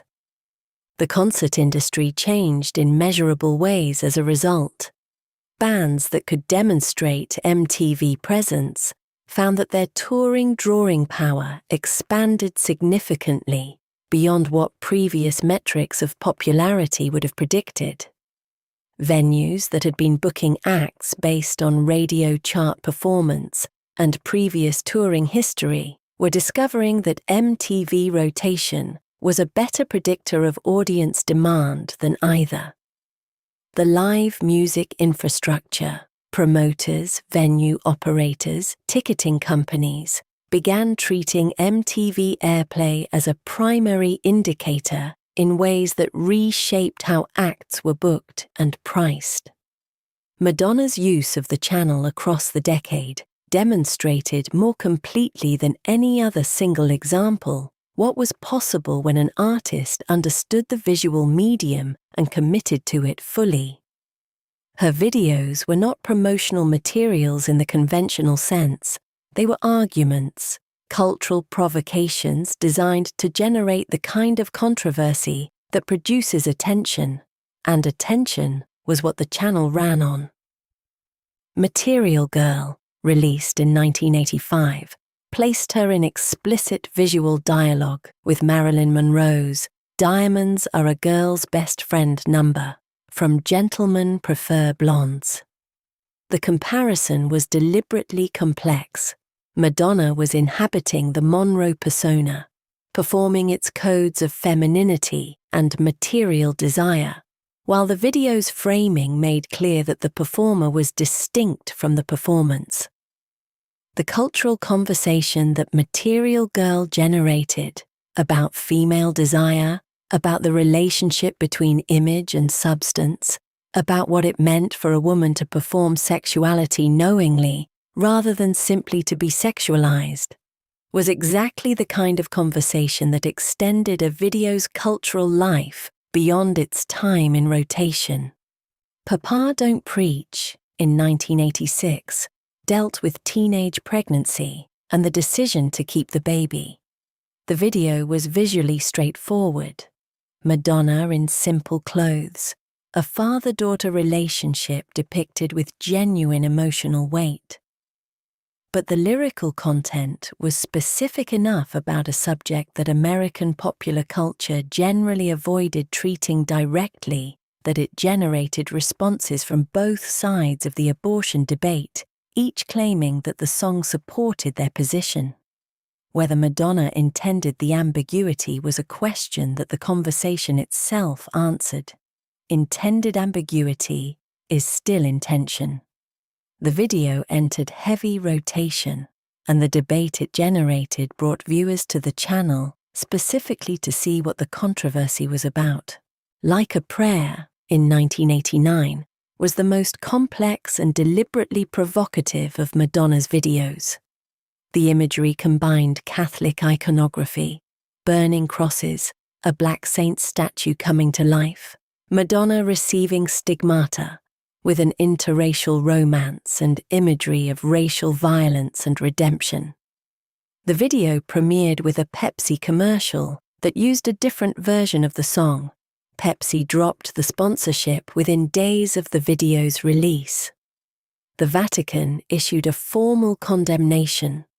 The controversy was so substantial that the video and the album it promoted achieved levels of commercial and cultural attention that would have been impossible without it.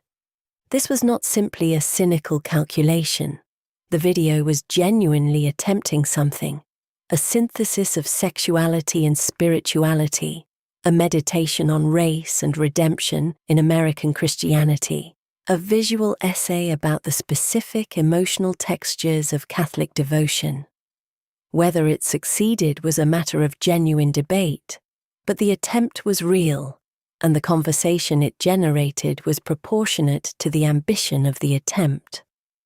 Bruce Springsteen's engagement with MTV in the mid-1980s was less enthusiastic than Madonna's, but no less significant. Springsteen had built his reputation on an ethos of authenticity, the live performance, the direct connection to a working-class audience, the rejection of the image-making apparatus of mainstream commercial celebrity. The MTV context, with its emphasis on visual construction and the deliberate management of artist image was not naturally congruent with this ethos. Springsteen visibly uncomfortable in the video medium, which was part of why his videos worked. The discomfort registered as authenticity. The video for Dancing in the Dark, directed by Brian De Palma and released in 1984, pulled a very young Courtney Cox from the audience during a concert performance and brought her on stage, where she and Springsteen danced together. The moment was carefully staged but looked spontaneous, and the looking spontaneous was essential to its effect. It showed an artist whose connection with his audience was so natural and direct that the formal structures of video production could not contain it. The video became one of the most played on the channel, despite, or because of, its apparent resistance to the kind of visual spectacle that most MTV videos were deploying. The global dimensions of MTV's influence expanded significantly with the launch of MTV Europe in 1987. The timing coincided with one of the most significant periods of political change in European history since World War II. The late 1980s were the years in which the Cold War system that had organized European politics for 4 decades was visibly beginning to break down. The years of Gorbachev's reforms in the Soviet Union, of the Solidarity movement in Poland, of the demonstration movements in East Germany, Hungary, and Czechoslovakia that would culminate in the events of November 1989. In this context, a music channel broadcasting American and British youth culture across Western European borders carried meanings that extended beyond entertainment. Young people in Eastern Europe who found ways to receive the channel signal through improvised antenna arrangements, through recordings passed between households, through whatever means were available, were watching something that functioned simultaneously as entertainment and as documentation of a world organized around different principles than their own. The freedom visible in MTV's images was not primarily political in its explicit content. The videos were not about democracy or human rights or the failures of communist governance. They were about music, about fashion, about the specific social world of Western youth culture. But the freedom they depicted was real and visible. The freedom to dress as you chose, to express yourself through your appearance and your cultural preferences without institutional oversight, to participate in a culture that was organized around pleasure and self-expression, rather than around collective obligation to state-defined goals. For young people in societies where these freedoms were restricted, the images carried a charge that their creators had not necessarily intended.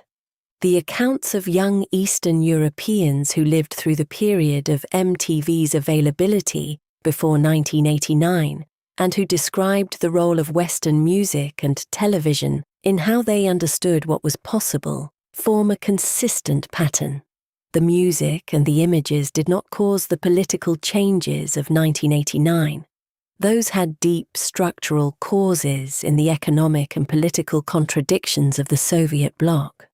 But they contributed to the cultural imagination of what a different world might look like. And that imagination was part of the context in which the political changes occurred. The Video Music Awards, which began in 1984, institutionalized the channel's cultural centrality in an annual event that the entire entertainment industry was required to attend to. The choice of venue, Radio City Music Hall for the first ceremony, subsequent years in various prestige locations, was a statement about the channel's seriousness regarding its own significance. What distinguished the VMAs from the established award ceremonies was their relationship to the unpredictable. The Grammy Awards and the Academy Awards were carefully managed events, governed by decades of established protocol, designed to reward achievement through a process that minimized the possibility of genuine surprise. The VMAs were governed by a different relationship to the unexpected. The audience was young and largely unschooled in the social codes of formal broadcast ceremonies. The performers were artists accustomed to operating at the edge of their own control. The producers were learning in real time what worked in this specific context. Madonna's performance at the first ceremony, in which she performed like a virgin, in a wedding dress in ways that suggested simultaneous innocence and transgression, established the template. The cameras were not entirely sure where to point. The audience was not entirely sure how to respond. The uncertainty and the discussion it generated in the days and weeks afterward was exactly what the VMAs needed to become culturally indispensable. An award show that everyone talked about after watching was an award show that everyone watched. In subsequent years, the VMAs produced moments that entered the cultural bloodstream directly. The year that David Lee Roth appeared to embody the pure spirit of rock and roll exhibitionism in ways that seemed to transcend performance. The year that Michael Jackson received the Video Vanguard Award and performed in ways that reminded the audience why he was Michael Jackson. The year that the live broadcast caught something between two artists whose feud had been one of the worst-kept secrets in the music industry. These moments, unscripted, immediate, irreproducible, were the VMAS's specific and irreplaceable value. The celebrity culture that MTV produced and sustained was different in character from what had preceded it in American entertainment. The film stars of the studio system era had been cultivated through mechanisms of deliberate mystification, their off-screen lives managed by studios that understood the commercial value of maintaining carefully constructed public images. The rock stars of the 1960s and 1970s had operated through a different model. Authenticity, the real person accessible through the music itself, the public image as an extension of genuine self rather than a manufactured product. MTV celebrities were something else again. They existed in a visual medium that demanded image construction at a sophisticated level. Every video was an act of self-presentation. Every appearance on the channel was an opportunity to advance or complicate or renew the public image the artist was building. But they were also operating in a period when the myth of rock authenticity was still commercially powerful, when audiences wanted to believe that the image they were seeing represented something real about the person behind it. The most successful MTV artists, Madonna, Prince, Michael Jackson, Duran Duran, were, in different ways, masters of managing this tension. They constructed elaborate visual personas, while maintaining the audience's sense that the persona was an expression of something genuine rather than a substitute for it. The record store in the MTV era was a different place than it had been before. It was a place where you arrived knowing things: the artist's face, the visual world of the video, the way the music moved in the context of those images. You arrived with a relationship to the music that had already been partially formed by the visual experience, and the purchase of the record completed a loop that had begun on the television screen. Record store employees reported that customers were arriving with descriptions drawn from videos, the band that does the video where they're on the boat, that were as specific and as functional as anything the radio era had produced.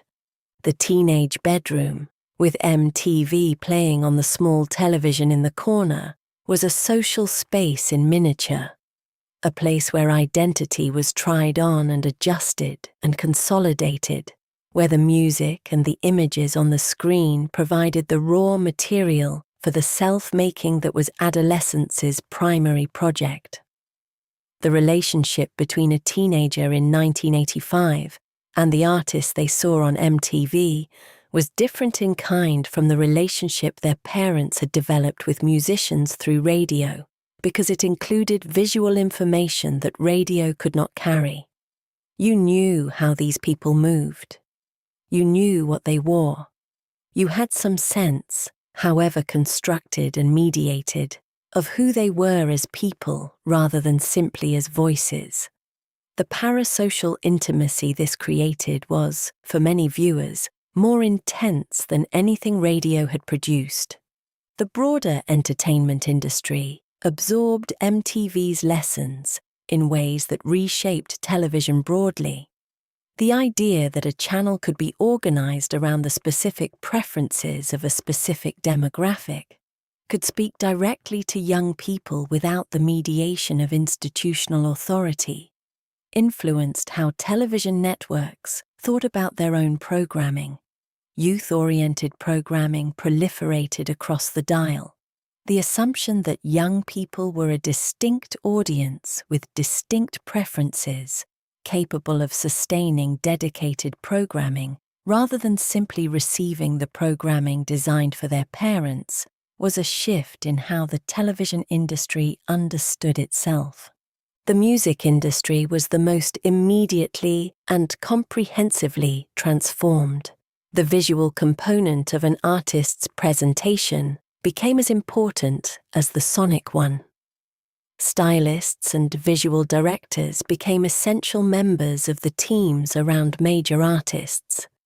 The album cover, which had been a significant marketing element in the vinyl era, became one visual element among many in a system now organized around the moving image. Artists who could not or would not construct and maintain a compelling visual presence found themselves at a systematic disadvantage relative to those who could. The music video had changed the fundamental terms of what it meant to be a recording artist. The artists who built the decade, no account of what MTV was and what it meant is complete without spending time with the specific artists who made the channel what it was, not as a catalogue of commercial achievements, but as a record of individual creative decisions, specific records, particular performances that mattered at specific moments in the cultural life of the decade. Cyndi Lauper arrived at MTV in 1983 with a debut album that was, by any standard, an unusual thing. She's So Unusual was produced with a cheerful maximalism, everything at once, every instrument competing for attention, the arrangements layered until the whole thing threatened to collapse under its own weight. That matched the visual presentation perfectly. Lauper herself was a walking argument against the idea that femininity had to be organized around conventional attractiveness. The thrift store clothes, the hair in multiple colors and directions, the accessories accumulated from every era simultaneously. The presentation was deliberate and articulate without being theoretical. It was simply the expression of someone who had decided to look exactly as she wanted to look and had found a way to make that decision feel like a celebration rather than a statement. Girls Just Want to Have Fun, the single, was received as a lightweight pop song about women wanting to dance. It was also a feminist manifesto about the right to pleasure and self-determination, delivered with enough skill to make the manifesto invisible inside the pop song. The video matched the music's energy. Lauper and her friends in the streets of New York, in her bedroom, at her kitchen table, everywhere that young women actually spent their time. The video's mother played by an actual cast member, embodied every parental anxiety about a daughter who refused to conform, and the warmth between Lauper and this disapproving mother was genuine enough to complicate the song's apparent rebelliousness. Time After Time, released later from the same album, was a ballad of such emotional directness that it seemed to bypass the analytical mind entirely. The production was spare compared to the album's other tracks, giving the voice room. The video placed Lauper in an ambiguous departure scenario. Was she leaving someone or being left? The intentional ambiguity allowed the song to fit multiple emotional situations, which was part of why it attached so deeply to so many different people in so many different moments of their lives. The Eurythmics were one of the most visually interesting acts of the early MTV era, because Annie Lennox and Dave Stewart occupied the visual space of their videos from positions that were, in every frame, charged with the tension between their contrasting presences. Stewart was genial and slightly dishevelled, a producer's sensibility expressed as a physical presence, interested, slightly amused, present but not dominant. Lennox was extraordinary. Her short-cropped platinum hair, her androgynous presentation, her ability to occupy the emotional space of a song completely and without apparent calculation. She was one of the era's great video performers. The video for Sweet Dreams Are Made of This placed Lennox and Stewart in a corporate boardroom, Lennox at the head of a long table, the iconography of corporate power deployed in a context that made it strange rather than natural. The cow that wandered through various scenes was never explained. The visual logic resisted the kind of interpretation that would stabilize its meaning, and the resistance was productive. You kept watching, trying to understand, and the watching was part of the experience the video was generating. Talking heads existed in a category of their own within the MTV landscape. David Byrne's relationship with the visual presentation of music was theoretical in ways that distinguished him from almost every other major act of the period. He had co-written Stop Making Sense, the concert film directed by Jonathan Demme, which was both a document of an extraordinary live performance and an artistic statement about what live performance could be, how the relationship between performer and audience could be structured, what the stage could contain. Once in a Lifetime, the video made for a song from 1980's Remain in Light, was built around footage of Byrne performing a kind of involuntary physical motion, his body moving in ways that suggested someone being inhabited by something, the gestures of a preacher or a shaman, or someone having a neurological event. The editing placed this footage against images of suburban American life. The highway, the water, the large automobile, the beautiful house, in ways that made the song's meditation on the unreality of ordinary life visible and literal. The video was not promotional material. It was a piece of visual art that happened to accompany a song, and it had been made with the understanding that the two were inseparable.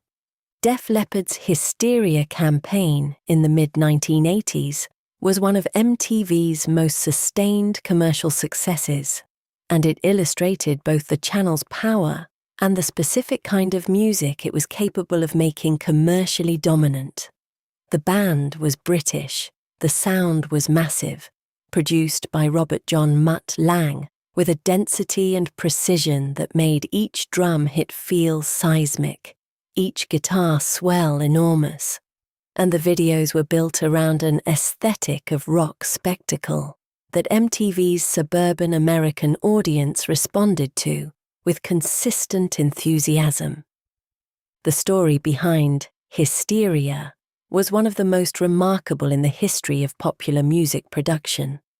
Drummer Rick Allen had lost his left arm in a car accident on New Year's Eve 1984 during the recording sessions. The band decided not to replace him, but instead to develop an electronic drum system that Allen could operate using foot pedals and his remaining arm.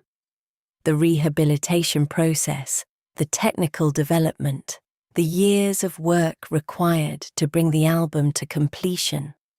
All of this occurred in the shadow of a commercial deadline imposed by a label that had advanced the band a great deal of money and needed the record to sell. Hysteria eventually sold 20 million copies.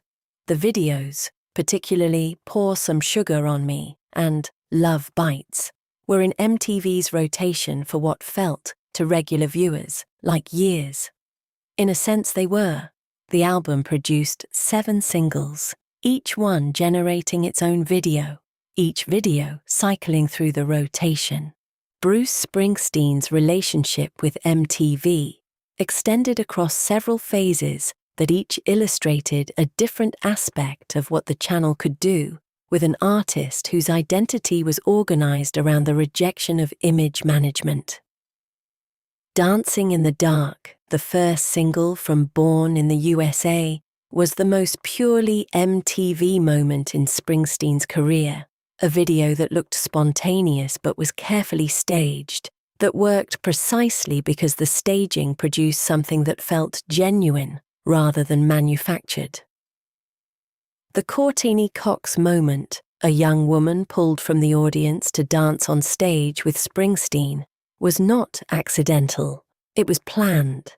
But the planning was in service of capturing something true about the relationship between Springsteen and his audience, and that truth came through despite or because of the planning.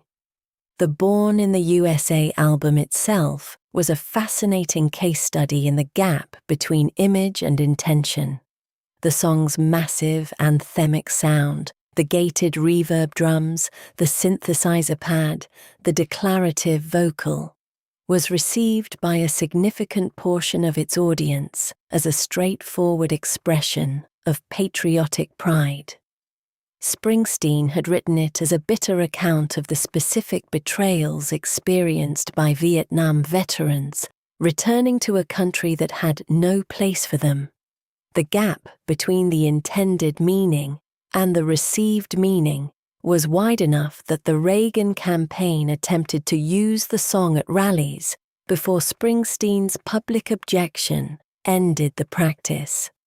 MTV's rotation of the videos kept the song present in the cultural conversation long enough for its complexity to eventually register. Tom Petty and the Heartbreakers navigated the MTV era with characteristic directness. Petty's videos were not the elaborate productions of the British bands. They were made with the same plain-spoken aesthetic that defined his music. They tended to feature Petty himself, in his particular way of being present, comfortable, slightly amused, deeply American in a way that was neither nostalgic nor ironic. The Don't Come Around Here No More video, directed by Jeff Stein and based on Alice in Wonderland imagery, was an exception to this general tendency. A genuinely surreal piece of work that placed Petty as the Mad Hatter in a dreamlike scenario. Its unusualness was part of its memorability. The hard rock and heavy metal acts that MTV made nationally famous in the mid-1980s occupied a specific place in the channel's ecology. Bon Jovi's transformation from a New Jersey club band into one of the most successful rock acts in the world was substantially MTV-mediated. Livin' on a Prayer and You Give Love a Bad Name were videos built around the specific visual language of arena rock. Big productions, physical energy, the particular relationship between a band in full performance and an audience of thousands who have come specifically to experience exactly this. The videos conveyed this relationship in miniature, allowing viewers who had never attended an arena concert to understand what the experience felt like. Guns N' Roses' arrival in 1987 was a disruption of a different character. The band was dangerous in a way that was not theatrical, not performed danger, not the carefully managed transgression of artists who knew exactly how far they could go without losing their commercial viability. The danger was real, the product of people who were genuinely out of control in ways that their label and their management were struggling to contain. The music, the first album, Appetite for Destruction, was produced with a rawness that stood in contrast to everything else MTV was playing at the time. The guitars were loud and harsh, the arrangements were minimal. Axl Rose's voice was a weapon, capable of a range that extended from menace to vulnerability without warning. The videos captured something that most MTV content didn't: the feeling that the camera had caught something rather than staged it. The sound of the decade, production, technology, and the architecture of hit records. The music of the MTV era had sonic signatures as distinctive as its visual ones, specific qualities in the production and recording that placed a song in time as precisely as the clothes in the video or the faces of the artists. These signatures were not accidents. They were the products of specific technological choices, specific aesthetic preferences, and the particular moment in the history of recorded sound when analog and digital methods were meeting, and the resulting hybrid produced sounds that had never existed before. The most immediately recognizable of these signatures was the gated reverb applied to drums, particularly to the snare. The effect worked by taking the natural decay of a drum hit, the way the sound of a snare normally fades gradually into silence over a second or two, and interrupting it sharply while simultaneously adding a brief, large reverberance. The result was a drum sound that was simultaneously enormous and abrupt, a hit that seemed to fill the entire sonic space for a moment and then cut off cleanly, leaving silence before the next hit. It was a drum sound unlike anything that had existed before, not louder than a natural snare, exactly, but bigger, occupying a larger sonic space, more present in the mix, more physically immediate through speakers. The accidental discovery of this effect has been attributed to a 1980 recording session at Townhouse Studios in London, involving Phil Collins and producer Steve Lillywhite, where a combination of a large stone room, a misrouted signal, and a chance configuration of effects processing produced the sound. Collins, who understood immediately that what he was hearing was something new and significant, made it central to his music. In the Air Tonight, released in early 1981, was the first major commercial recording to feature the gated reverb snare prominently, and the drum roll that arrives in that song's middle section remains one of the most recognizable moments in the history of popular music production. By 1983, the gated reverb snare was present on a significant percentage of all mainstream pop and rock recordings.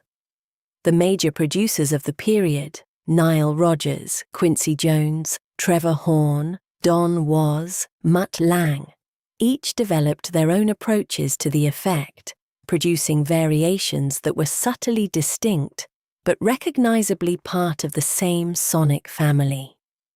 By 1985, the effect was ubiquitous. It appeared on rock records and pop records and R&B records and dance records. Its presence in a recording was not a specific stylistic choice, but simply the sound of contemporary production, the way that all records sounded now. The synthesizer occupied a comparably central position in the era's sonic identity. The keyboard instruments of the 1960s and 1970s, the Hammond organ, the Fender Rhodes, the Wurlitzer electric piano, had their own characteristic sounds that placed recordings in those decades with specificity. The synthesizers of the 1980s did the same for their own period, with the added complexity that there were many different synthesizers, each with its own distinctive voice, and the choices made about which synthesizer to use for which part of a recording were as significant as choices made about instrumentation in any earlier era. The Yamaha DX7, which arrived in 1983 and became the best-selling synthesizer in history, had a sound based on FM synthesis that was quite different from the analog oscillator-based sounds of earlier instruments. Its electric piano sound, a particular tone that combined the attack of a struck string with a slightly metallic harmonic quality, appeared on thousands of recordings across the mid-1980s and became one of the decade's most characteristic sonic fingerprints. Once you know the DX7 electric piano, you hear it everywhere, in the introductions of ballads, in the textural layers of pop productions, in the ambient pads that floated beneath the percussion and the guitars. The Roland Juno series produced lush, slightly blurred chord sounds that appeared under countless mid-decade pop tracks.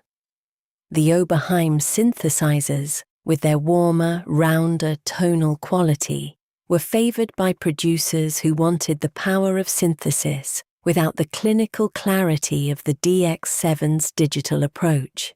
Sequential Circuit's Prophet series, particularly the Prophet 5, was among the most expressive of the analog synthesizers and produced sounds. Rich, complex, slightly alive in the way that analog electronics tend to be, that digital instruments struggled to replicate. The drum machine paralleled the synthesizer in its cultural significance. The Roland TR-808, released in 1980 and discontinued in 1983 after modest commercial success, had initially been received poorly because its drum sounds were too obviously electronic, too far from the sound of actual drums to pass as a practical substitute. Early hip-hop producers in New York, working with whatever instruments they could afford, discovered that the 808's artificiality was not a limitation, but a feature. The machine's kick drum, with its long, rounded bass-frequency tail that could be felt as much as heard, was unlike any acoustic drum sound.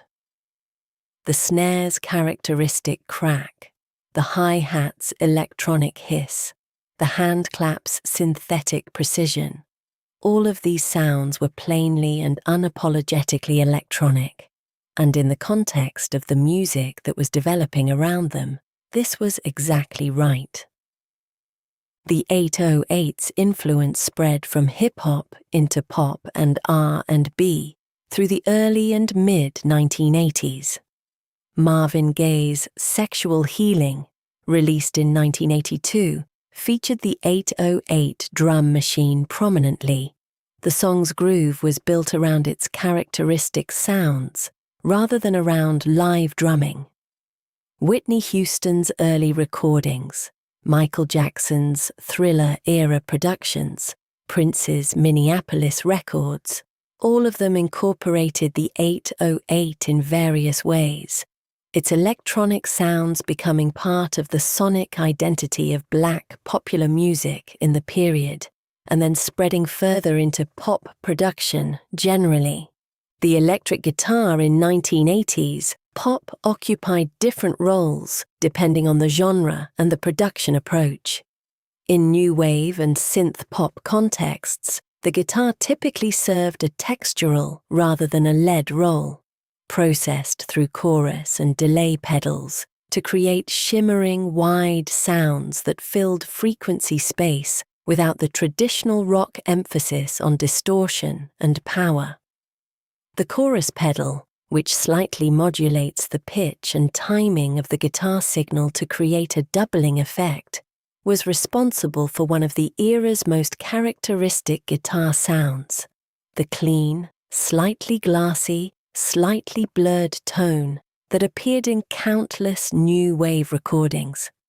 The Edge of You, too, developed a very specific guitar approach around delay pedals, using the rhythmic echoes generated by the effect as a compositional element rather than simply a textural one. In the hard rock and metal contexts that made up another major component of MTV's programming, the guitar served its traditional lead role, but with production values that were themselves specific to the period. The big rock guitar sound of mid-1980s producers like Mutt Lange was achieved through extensive layering, multiple guitar tracks played simultaneously, each slightly different in its precise timing and intonation, creating a wall of sound effect when combined. The guitar sounds in a Def Leppard or Bon Jovi record were not the sound of one guitarist playing one guitar, but of many guitars playing slightly different versions of the same part, the combination of which was something that no single instrument could have produced. The production of vocals in the period also had specific characteristics. Reverb was applied to lead vocals with a generosity that gave recordings an ambient quality. The voice existed in an acoustically large space, rather than in the dry, immediate presence that some earlier and later styles favoured. The harmonies that stacked behind led vocals in pop ballads of the period, particularly the bright, close harmonies that used thirds and sixths to create the dense, slightly sweet sound characteristic of the era, were produced through layered multi-track recording, each harmony part sung separately and combined in the mix. The technology of the period permitted this kind of production labour in ways that earlier analog recording had made prohibitively expensive. The recording studios where this music was made had their own geography and their own cultural significance. Power Station in New York, where David Bowie and Bruce Springsteen and Madonna and Chic all recorded significant work in the early and mid-1980s, had a particular sound associated with the room. A large live room with a specific acoustic character that favoured the kind of drum sounds that became characteristic of the period. Sunset Sound and Record One in Los Angeles served the West Coast pop and rock market.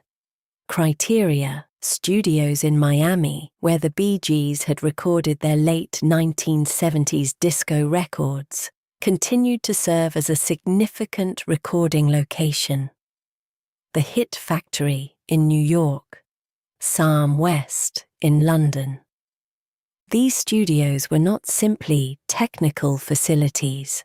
They were communities, places where the engineers, the producers, the session musicians, and the artists who passed through them formed relationships and developed collective knowledge about how to make records sound a specific way.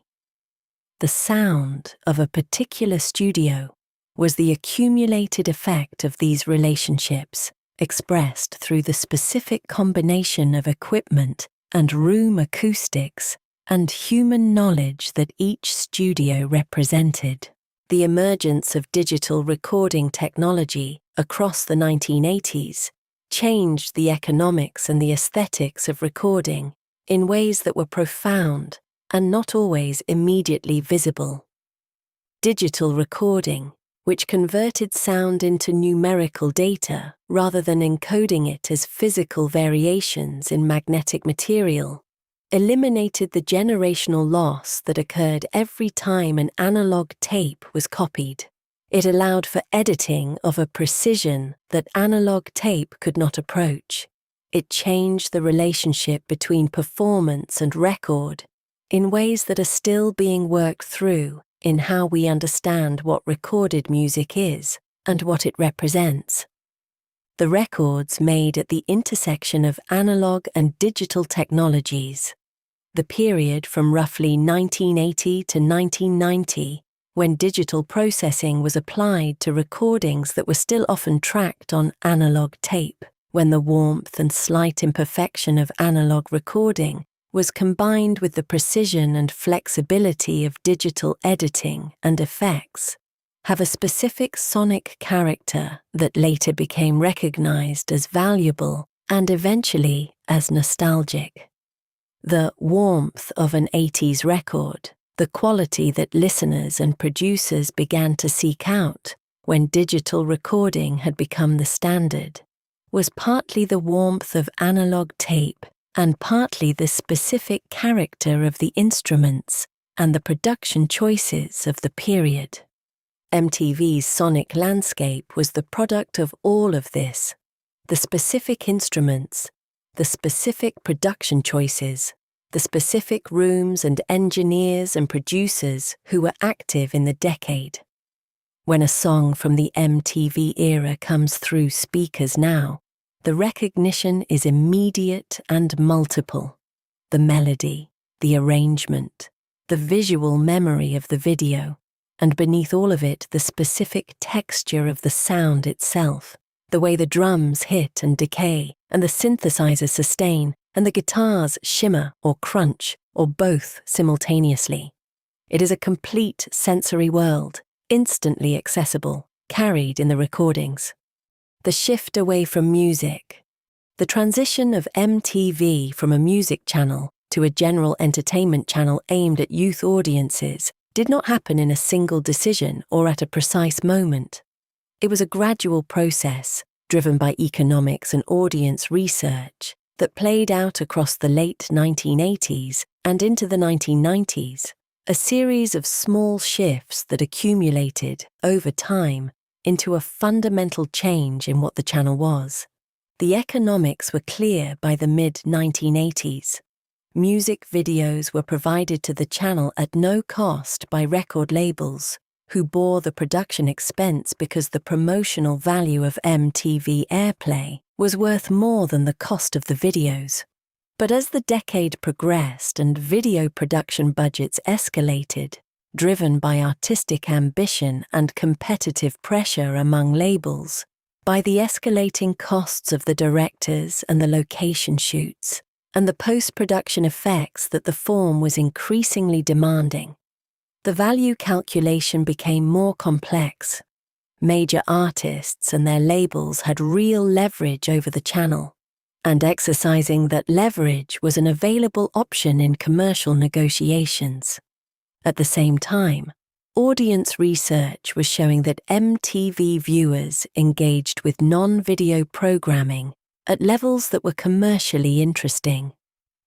Remote Control, which launched in 1987 as a game show organized around popular culture trivia, specifically the kind of trivia that MTV's audience had absorbed through years of watching television and listening to music, performed well enough to validate the premise that the channel's audience would follow it into other formats.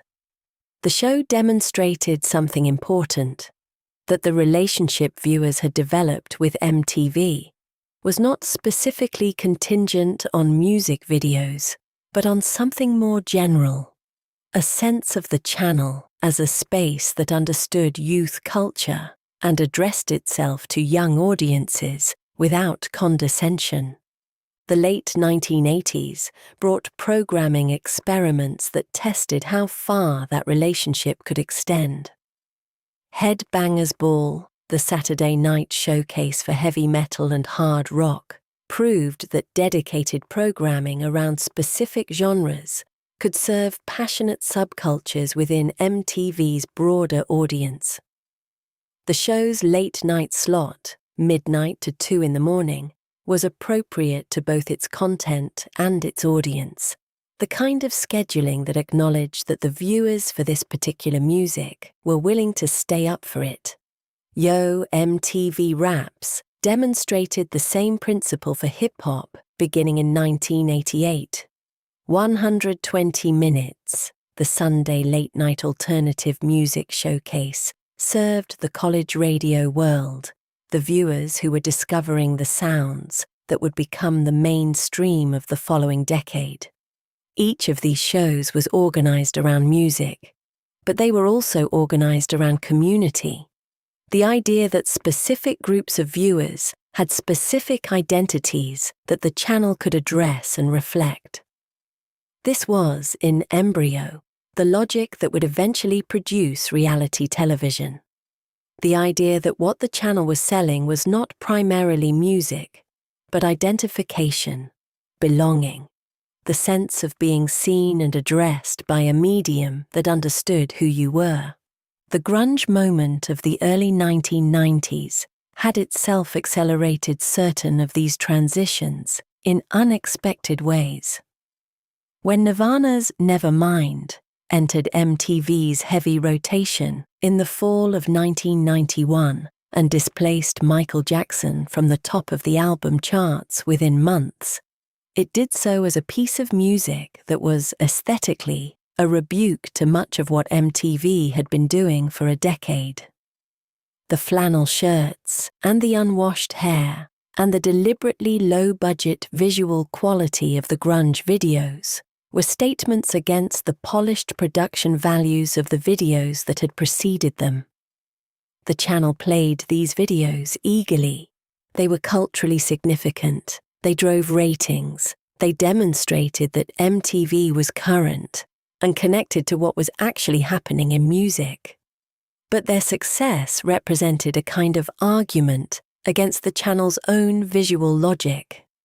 You could not build an identity around visual extravagance and spectacle while simultaneously celebrating the artists who most explicitly rejected visual extravagance and spectacle. The contradiction was not fatal, but it created a tension that the channel navigated with varying degrees of success across the early 1990s.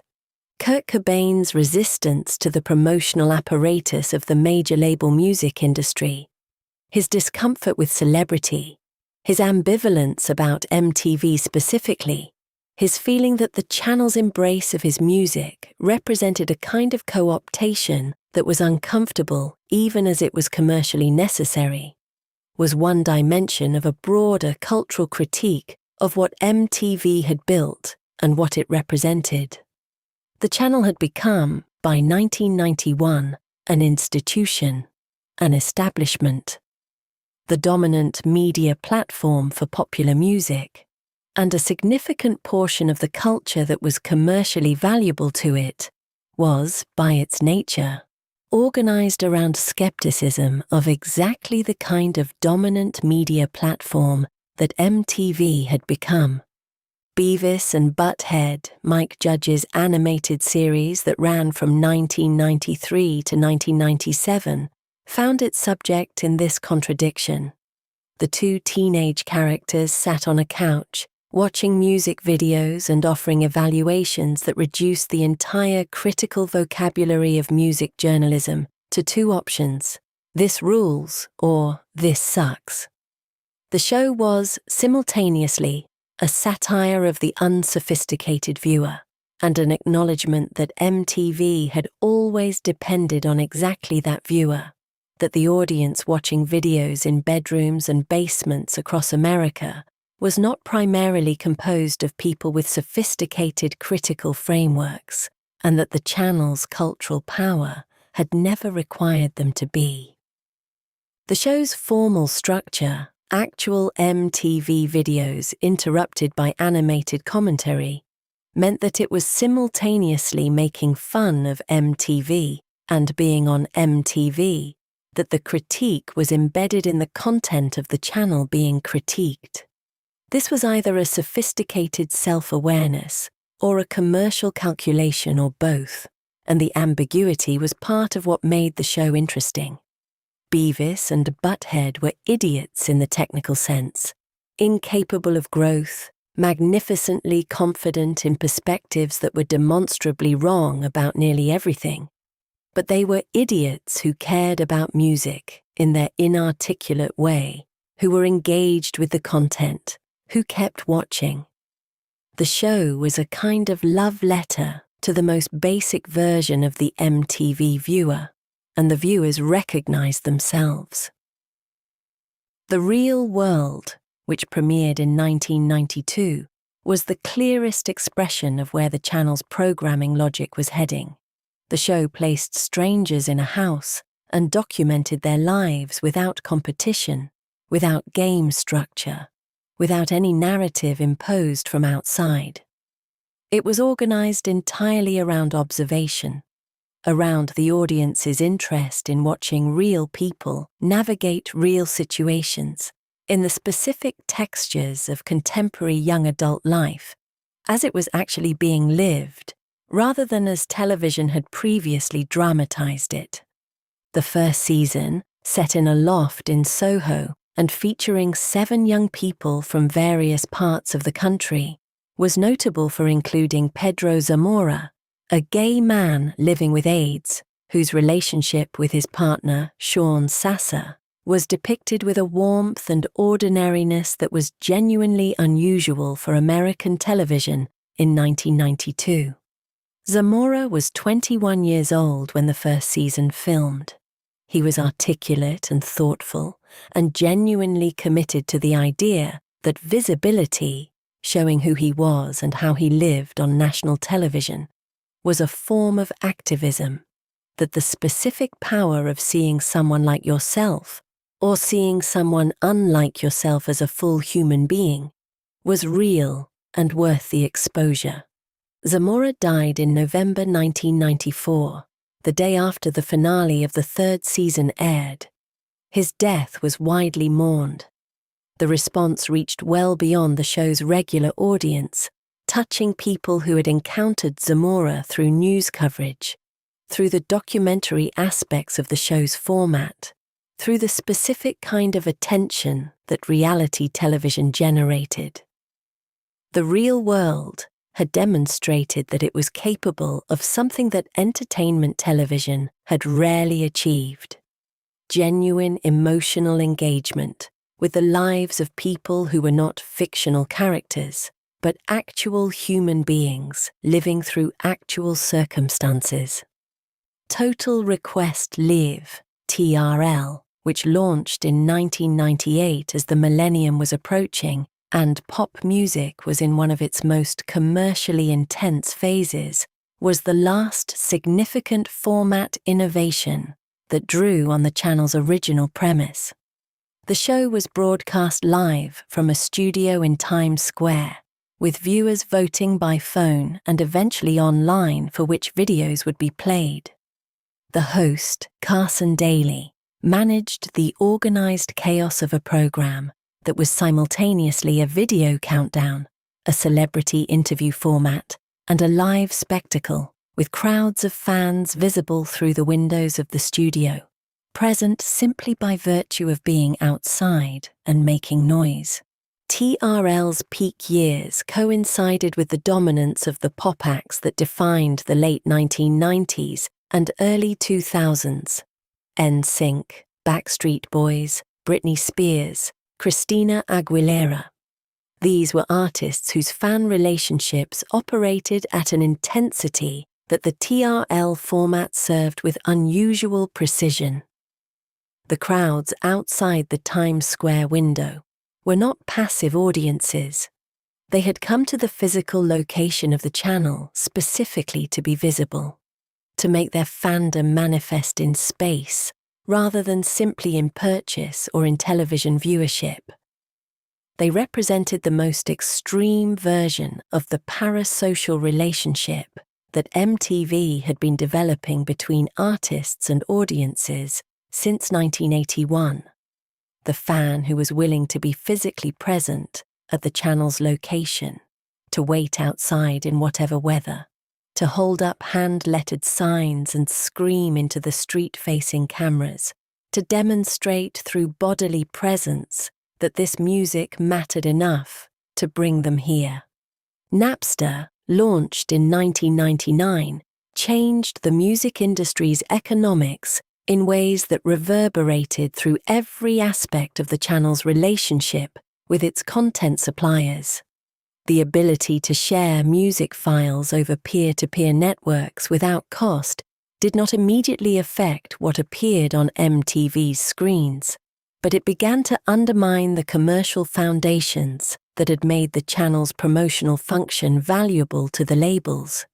If album sales were declining, and after Napster they began to decline, and after iTunes they continued to decline, and after streaming they declined further, then the value of MTV airplay as a driver of album sales was declining with them. Labels, under increasing financial pressure, cut video production budgets. The visual ambition that had characterized the best work of the 1980s and early 1990s became harder to sustain when the commercial case for it was weakening. Jackass, which began as an MTV show in 2000 before spawning film sequels and a long cultural afterlife, was perhaps the clearest expression of where the channel's programming logic had arrived by the turn of the century. The show consisted of Johnny Knoxville and a group of collaborators performing dangerous, disgusting, or simply absurd physical stunts, entirely without music, entirely without any connection to the channel's original identity as a music platform. It was enormously popular. It was the channel's audience, young, male-skewing, attracted to transgression and physical comedy, and the kind of social performance that risks and absorbs consequences, served with content that had nothing to do with the premise on which that audience had originally been gathered. YouTube launched in 2005 and completed the displacement of MTV from its original function. The platform provided on-demand access to virtually every music video ever made, at no cost to the viewer, without the mediation of a programming director deciding which videos merited rotation. The scarcity that had given MTV its power, the fact that you could see a specific video only by watching the channel and waiting for it to appear, dissolved. Any video, any time. The infrastructure that had required building, the cable systems, the satellite transponders, the programming operation, the relationships with labels and artists, became unnecessary for the specific function it had served. The music video no longer needed a channel. It needed only an internet connection and a search term. The response from the audience that had grown up with MTV in its original form was, for many people, a combination of relief and loss. Relief because access had expanded enormously. The video you had been trying to remember, the deep cut from the second album, the live performance from a concert you hadn't attended. All of it was now available instantly. Loss because the experience of watching the channel, of not knowing what was coming next, of sharing the same programming with the same large audience at the same time, that experience was over. It was over not because anyone had decided to end it, but because the technological and commercial conditions that had created it no longer existed. The empty room. The living room is quiet now. The television is still on. It is almost always still on in these rooms, left running as background. Its light a habit more than a choice. But the channel has moved, drifted from whatever was on to something else, the way channels drift late at night, when the household has gone to bed, and no one is left to change them back.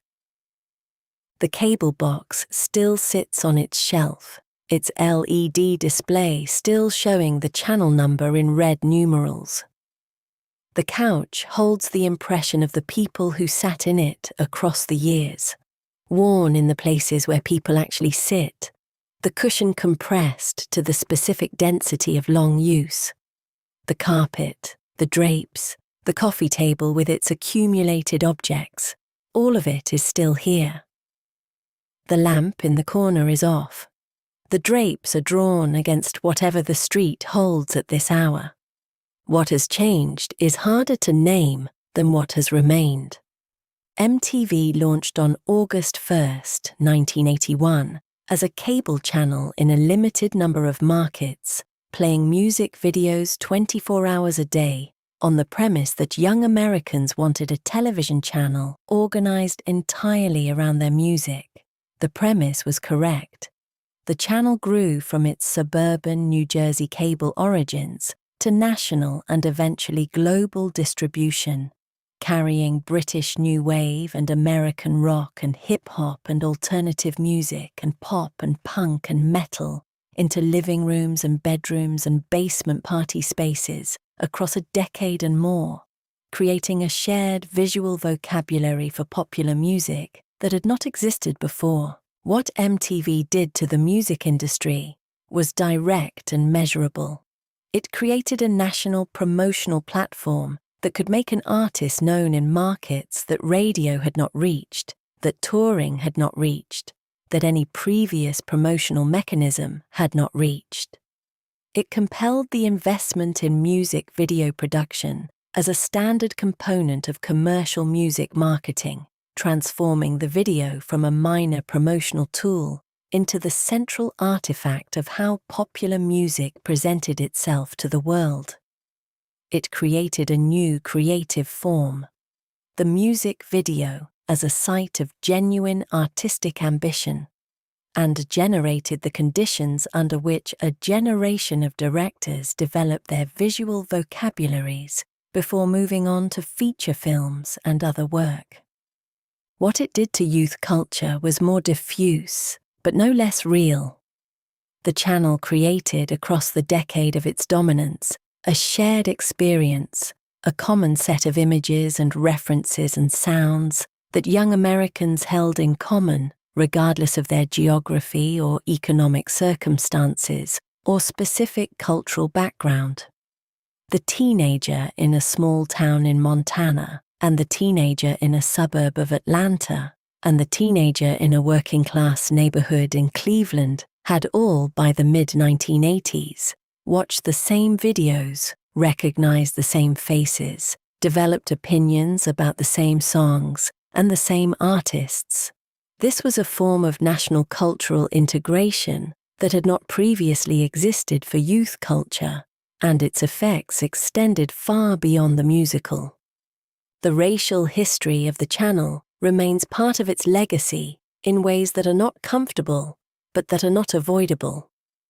The near-total absence of black artists from the rotation in the channel's first 2 years, the commercial pressure rather than moral clarity that ended that absence, the incomplete and uneven progress toward genuine diversity in the years that followed. These are real parts of the story, inseparable from the larger story of American media and race. So is the significance of Yo MTV Raps as a national platform for hip-hop and black culture, the importance of Michael Jackson's videos in demonstrating what the form could achieve, the role of artists including Prince, Whitney Houston, Janet Jackson, Tina Turner, Lionel Richie, and Run DMC in building what the channel eventually became. The channel's influence on fashion and visual culture extended far beyond the music industry. The looks that appeared in MTV's heavy rotation in any given season shaped what appeared in malls and high school hallways within months. The visual aesthetic of the 1980s, the electric palette, the big hair, the shoulder pads, the specific combination of maximalism and geometry, was partly a function of what registered well on the cathode ray screens of the period, and partly a genuine cultural choice, and MTV was the medium through which that aesthetic reached its audience continuously rather than occasionally. The entertainment industry absorbed MTV's lessons in ways that reshaped television broadly, The idea that a channel could be organized around the specific preferences of a specific demographic could speak directly to young people without the mediation of institutional authority, influenced how everyone in the television business thought about their own programming. Youth-oriented programming proliferated. The assumption that young people were a distinct audience capable of sustaining dedicated programming rather than simply receiving what was designed for their parents was a shift that MTV had demonstrated and that the industry subsequently adopted across the board. The broader cable landscape was itself an expression of the premise that MTV had helped prove.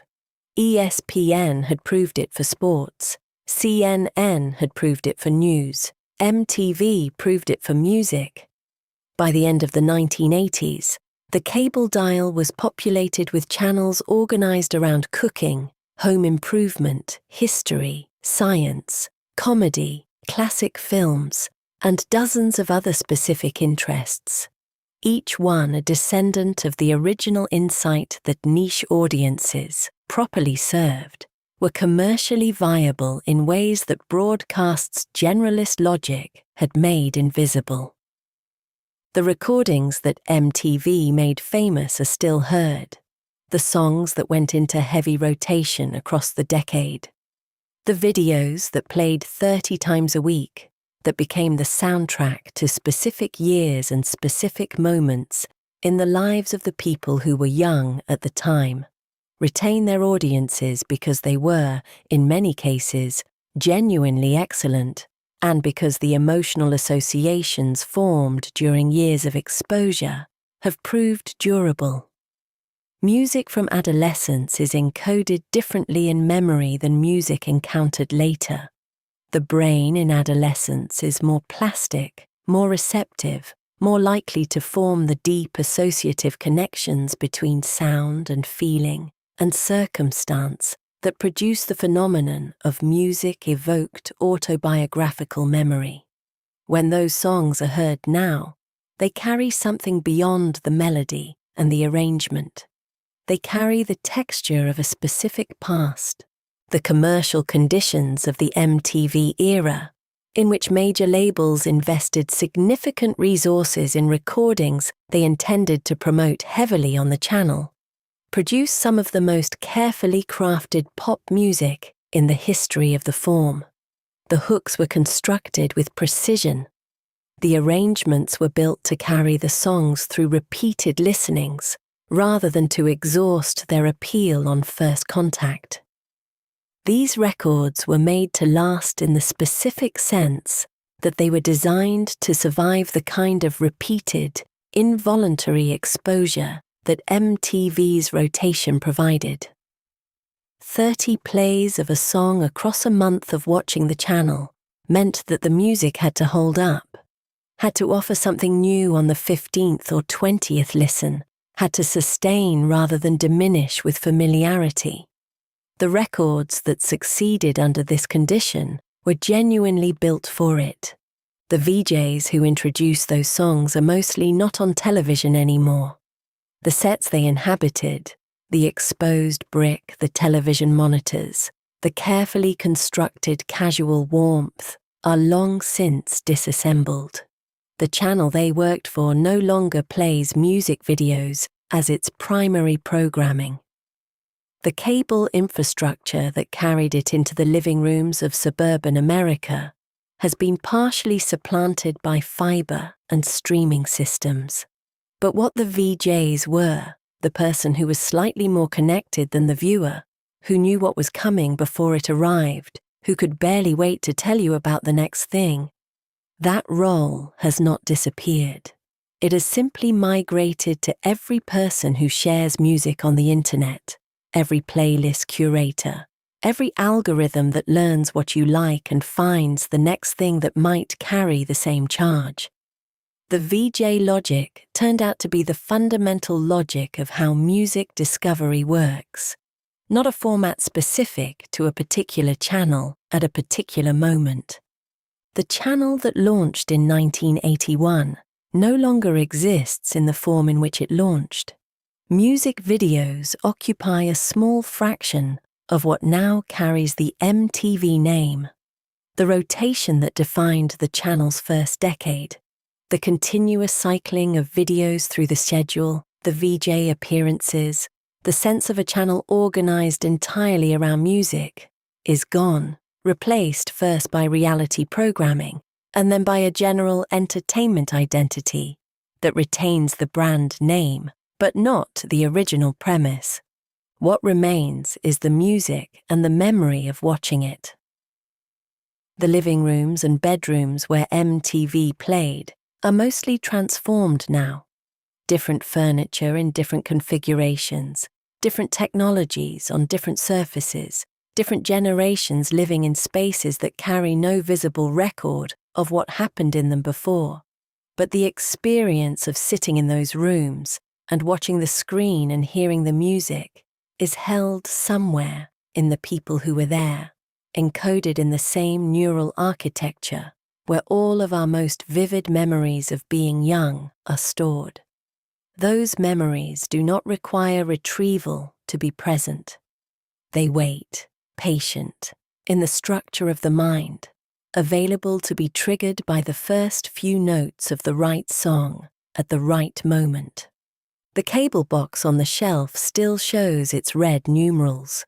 The television in the corner still glows. The light is blue-white and restless, shifting with whatever is on the screen.